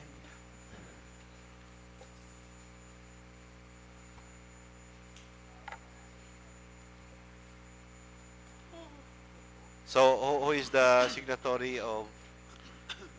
That's why I'm clarifying this, Mr. Chair, because the present chairman of the MFPCA is Mr. Boneres Pagsugeron, not Samuel Torres. No? Yeah, but in the draft here, it's already Boneres Pagsugeron.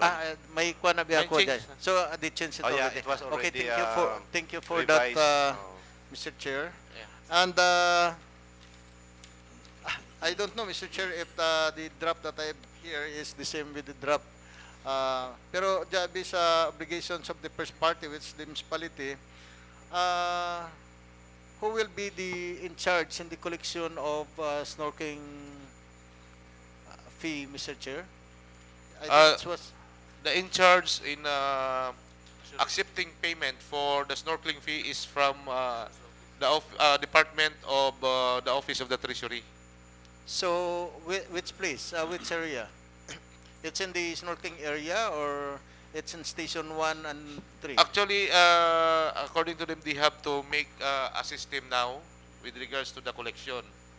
Dahil we discussed that it would be on the boat station, but there are some recommendations that it will be, it needs to be, to have an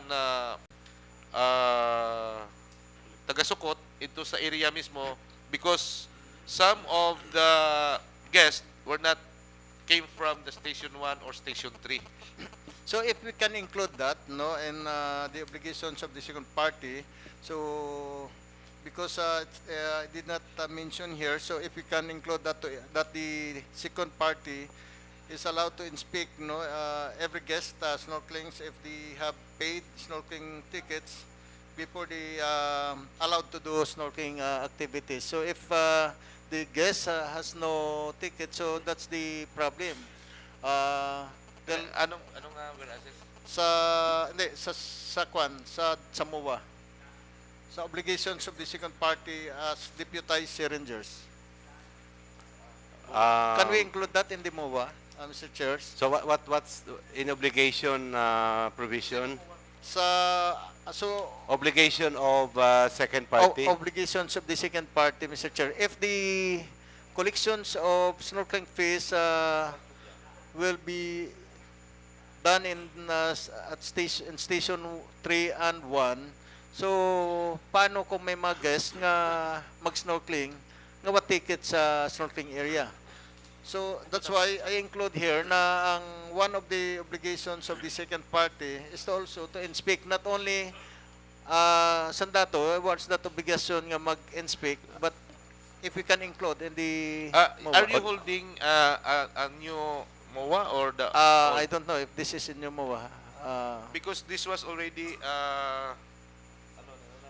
Revised. Revised? This is already the result of the committee hearing. Okay. So maybe I can read this one so Sige. that you can follow. Honorable Gallinero, can you read only the second Obligations obligation of of the second second party? obligation. Okay, in section 2, the obligation of the second party to install and maintain, assess the first party in the installation of the buoys inside snorkeling areas, to serve as caretakers of assigned snorkeling areas. Number 3, assist the LGU Malay Bantay Dagat during seaborne law enforcement operations. Number 4, upon release of 50% share from LGU Malay, facilitate the release of the 45% share to the members of Sea Rangers. The remaining 5% is intended for the operational cost of the Malay Fisher Folks and Seaweed Planters Association. Number 5, to keep and maintain financial accounting records of the funds received. Number 6, to submit to LGU Malay financial reports and make available all records and documents, including disbursement vouchers relative to the utilization of the funds. I don't know. That is the obligation of the MFSA. Second party. Second party, which is MFSA. MFSA, because the in the memorandum of agreement, the second party is the Malay Fisher Folks and Seaweed Planters Association, or MFSA, represented by its chairman, Mr. Bonires Pagsugiro. It doesn't mention there na yung to inspect yun yung concern ko, yung may mga snorkelers na walang Sa ticket first party, Mr. Chair, sa first party, obligation of the first party. na walang and mga collections. ticket, paano, how we will address that concern? Obligation of the first party. The first party refers to the LGU Malay to provide a budget for the maintenance of declared snorkeling areas. Number 2, to provide materials used for mooring and assist the Sea Ranger in installing the mooring buoys inside the snorkeling areas. Spearhead public information dissemination activities as regards ordinances regulating snorkeling in the municipality of Malay. Number 4, enforce coastal municipal ordinances related to preservation of marine resources. Number 5, require the concerned Sea Rangers to submit monthly report on the status of the buoys and the respective snorkeling area. Number 6, to process the shares of the snorkeling fee collection and release the shares every second and fourth week of the month.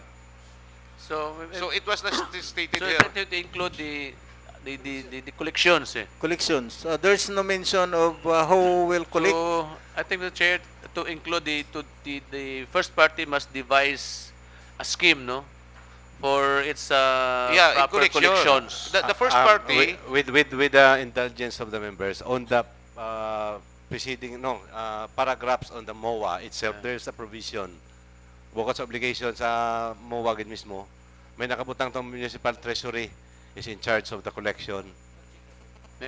Pakibasa dito sa puno. Di sa puno. Ayan.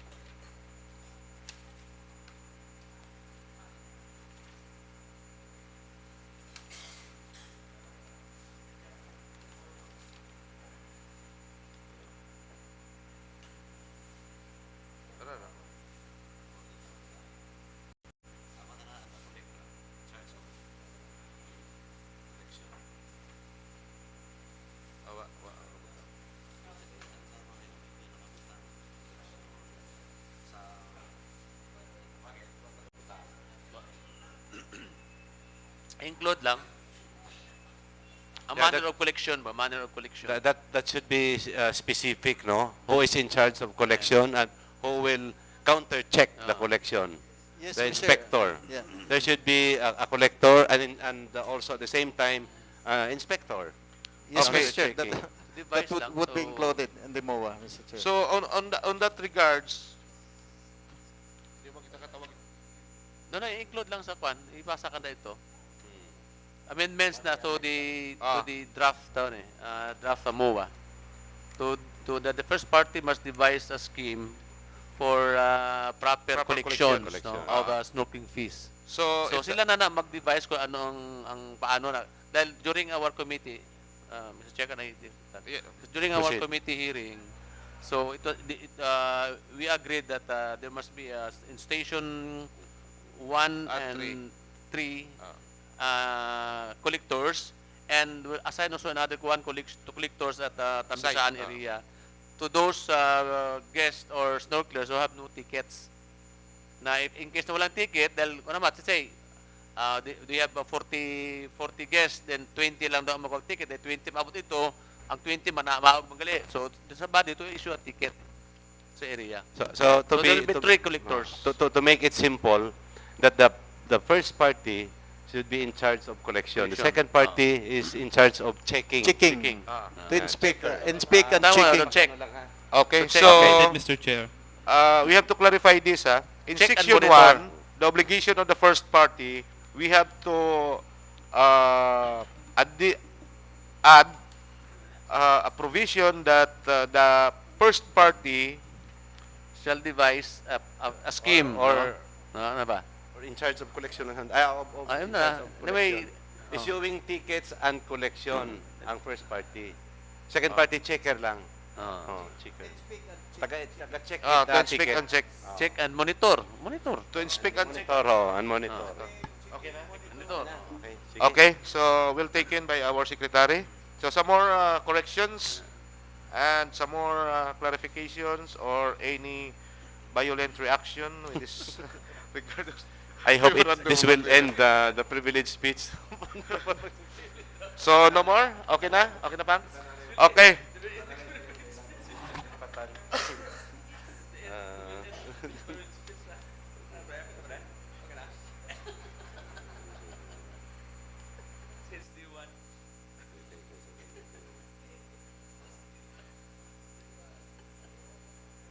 To stop the privilege.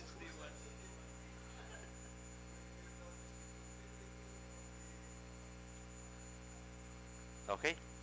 Okay, so thank you for Mr. Chairman, for the record, yes. I hope Honorable upon approval Bautista. of this resolution, since we are authorizing now the Divisional Mayor to enter into agreement with Fisher Fox and 3 barangays. So by this, I hope that the privilege speech of our colleague here will be will end. Since I've said that before that since D1 talking about this matter, so I hope that this will end the privilege yeah. speech. I hope that the issue stops here already. Mr. Chair, I Honorable would like to Pagsagira. make also manifestations that I agree with the statement of Honorable Bautista in one conditions that after the assigning of this MOA, so everybody will follow what is in the MOA. Okay, And so what is the law, no? For the We should abide what is the law, and then we don't have problems. okay. And So no for- more privilege. Okay. So for the information of the followers in PCTV, this is the sudden ending of the story of telenovela story of Honorable Pagsugiron. Happy Okay. ending. Okay. Okay, thank you, Mr. Chair. To end with this issue, Mr. Chair, I move that this resolution authorizing the Honorable Mayor Ciceron Escawaling to enter into a memorandum of agreement with Malay Fisher Fox and Seaweed Planters Association or MFSA, represented by its chairman, Mr. Boneres Pagsugiron, Barangay Manok-Manok Chair, represented by Punong Barangay Chuna Bigabay, Barangay Yapak, by punong Barangay Hector Kasinsid and Barangay Balabag, by punong Barangay Lilibit sa Kapanyo regarding the management of snorkeling activities as livelihood project for displaced fisher folks be approved on the second and final reading. I'm sorry for disturbing the motion of Honorable Gallinero. Just one vital question. Were you able to coordinate this MOA with COA? Una, nagka-problema ang MOA sa COA. Actually, Mr. Chair, before the office of the mayor referred this MOA into this August body, they have checked already this to the COA. COA. Okay. Okay, with the additional consolation of the followers, part of the ending, I have spoke to our municipal accountant that once this will be signed, then they will release all retroactive of all share of the fisher folks. Okay. Very good. So, okay. So there's a motion from the committee chairman for the approval of the resolution authorizing the municipal mayor, Honorable Ciceron Escawaling, to enter into a memorandum of agreement with Malay Fisher Folks and Seaweeds Planters Association, Barangay Manok-Manok, Yapak, and Balabag regarding management of snorkeling areas in Boracay Island, Malay Aklan, is hereby approved. Duly seconded by Honorable Aaron, is hereby approved. Okay, proceed. Number 4, Mr. Chair, a resolution approving the Barangay Revenue Code of Napaan. Proceed, Committee Chairman. Okay, thank you, Mr. Chair. After very long discussions with regards to the tax ordinance of Barangay Napaan, Malay Aklan for almost 6 months. This time, Mr. Chair, this August body would like to make a report. No, this is a resolution approving Barangay Tax Ordinance number 1 series of 2017 of Napaan, Malay Aklan. This is with regards to their Barangay Tax Ordinance, Mr. Chair. Actually, we discussed a lot together with the financial group of this municipality, including our municipal planning, treasury, accountant, budget, no, and some of our colleagues, no. This is with regards to the tax ordinance of Barangay Napaan, Mr. Chair. So, on that regards, Mr. Chair, I move that this resolution approving Barangay Tax Ordinance number 1, series of 2017 of Barangay Napaan, Malay Aklan, be approved on the second and final reading. Okay, so there's a motion from Honorable Gallinero for the approval of a resolution approving the Barangay Ordinance Code of Napaan, seconded by Honorable Lloyd Maming. So the said resolution is hereby approved. Proceed.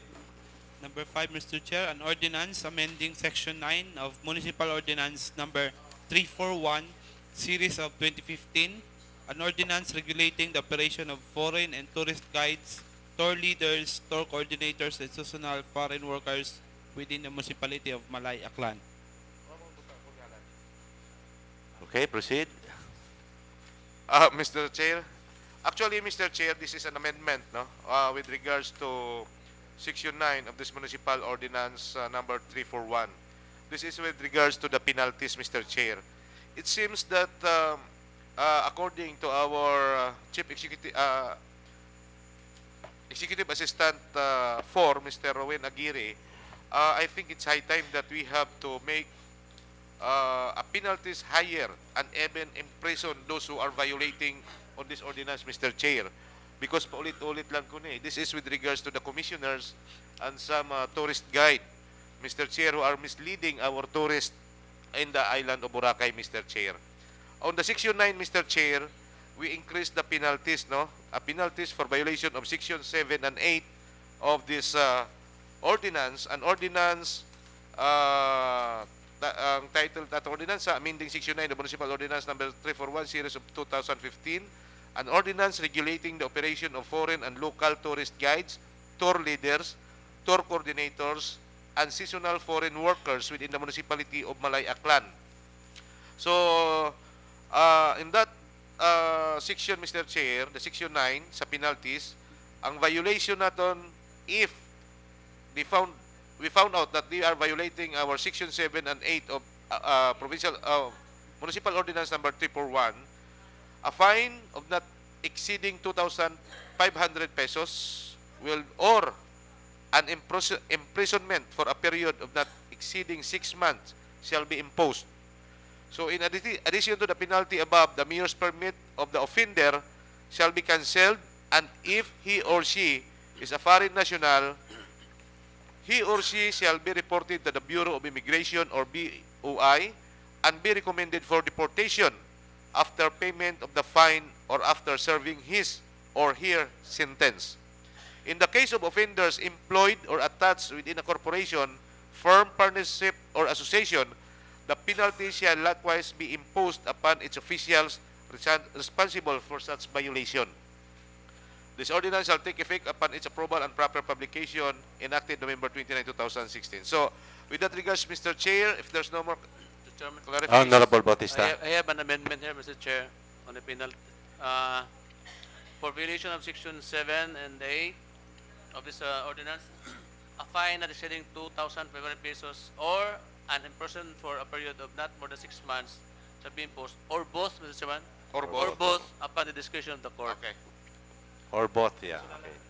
And another amendment, Or both Honorable. upon the discretion of the law. Honorable Gallinero, instead of Yes. BOI, that's only BI. Because BI. BOI is Board of Investment. And Bureau of Immigration is BI only. I know that you've been so long knows this group, so I agree, Mr. Chair. So, an amendment, no, with regards to this amendment also of this 341. So, instead of a fine of 2,500 pesos or an imprisonment for a period, it will be a fine and imprisonment, no? Or both, no? O pareho. Either mabayad imaw ag prisohon. Okay. And it's not BOI. BI lang. But Bureau of Immigration. So anyway, Mr. Chair, if there's no more clarification with regards to this ordinance, I move that this resolution that this ordinance amending Section 9 of Municipal Ordinance number 341 series of 2015, an ordinance regulating the operation of foreign and local tourist guides, tour leaders, tour coordinators, and seasonal foreign workers within the municipality of Malay, Aklan, be approved on the second and final reading. Okay, so there's a motion from the committee chairman for the approval of an ordinance amending Section 9 of Municipal Ordinance number 341 series of 2015, an ordinance regulating the operation of foreign and tourist guides, tour leaders, tour coordinators, and seasonal foreign workers within the municipality of Malay, Aklan, seconded by Honorable Maming. So the said resolution is hereby approved. Let's proceed to unassigned business. We have no unassigned business, Mr. Chair. Proceed to other matters. No other matters, Mr. Chair. Mr. Chairman. Honorable Bautista. This only an, let's say, to inquire with the Department of Public Works, the slow implementation of, very slow implementation of street lights from Katiklan to Kabulayan, Mr. Chair, because it's almost 1 year and 6 months for its implementation. Then until now, we just see only the base of the street lights has been put up. So we want to know when will that street lights will be lighted, so that the people of especially the mainland will benefit also for that project, Mr. Chair. Okay.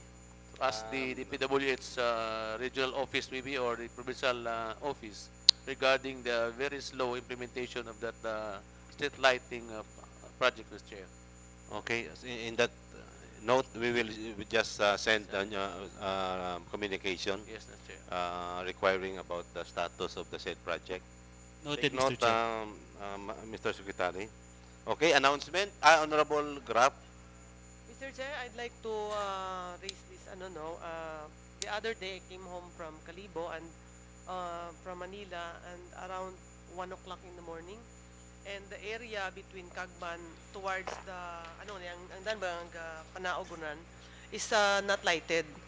So I think I'd like to ano sana if the barangay Manok-Manok can maintain baga the lights because it's really dark and going down is already nice. There are some lightings, no, but the area there in the arrival is very dark, which is supposed to be well lighted and welcoming to our incoming guests. Uwa, nang isang adlaw uwa. Okay, Tuwa ko din.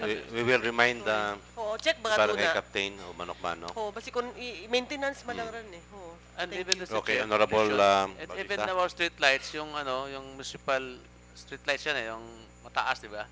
Got solar. I think some of which are not already functioning. Yeah, Ang but there municipal. are projects of LGU. LGU, Halin ano, dyan sa mataas? may mataas, halin dyan sa may water reservoir. Main road lang, pilang kama lang to. That cost maybe 5 million, no? 5 million? That's 5 million? Hindi, iba man ang sa Kalahisid sa anat No, I barangay mean ito. sa municipal LGU, Municipal may mataas andaman. to, mataas. Oo, Ang ang LGU pinakataas. mataas yun eh. Oo. So, I think that's a 5 million project eh. And then, ang solar, yes. Solar. And some of our are not functioning already. I don't So, know kung we will available ask- ba ang ilis ka or na. Is there any spare parts for that? We will ask the engineering department also. Pawayaan lamat na ron. Wata. Another announcement. Honorable Pagsugiron. Again, for those who are interested to attend the travel mart Travel mart. in Cebu, Mr. Chair, it's scheduled on July 14 to 16, and the Philippine Travel Mart held in Manila. This will be on September 1 to 3. So those are interested, any members of the August body may register now. Okay. For the preparation of travel order. Okay, thank you for that information. So we have no other matters, no more announcement. Aaron? Okay, Honorable Gallinero, Mr. Chair, proceed. thank you, Mr. Chair. If there's no more to be tackled on this 21st regular session, I move that this session be adjourned, Mr. Chair. Okay, so there's a motion from Honorable Gallinero for the adjournment of our 21st regular session. So our, seconded by Honorable Aaron, so our 21st regular session is hereby adjourned at exactly 2:23 in the afternoon. Thank you.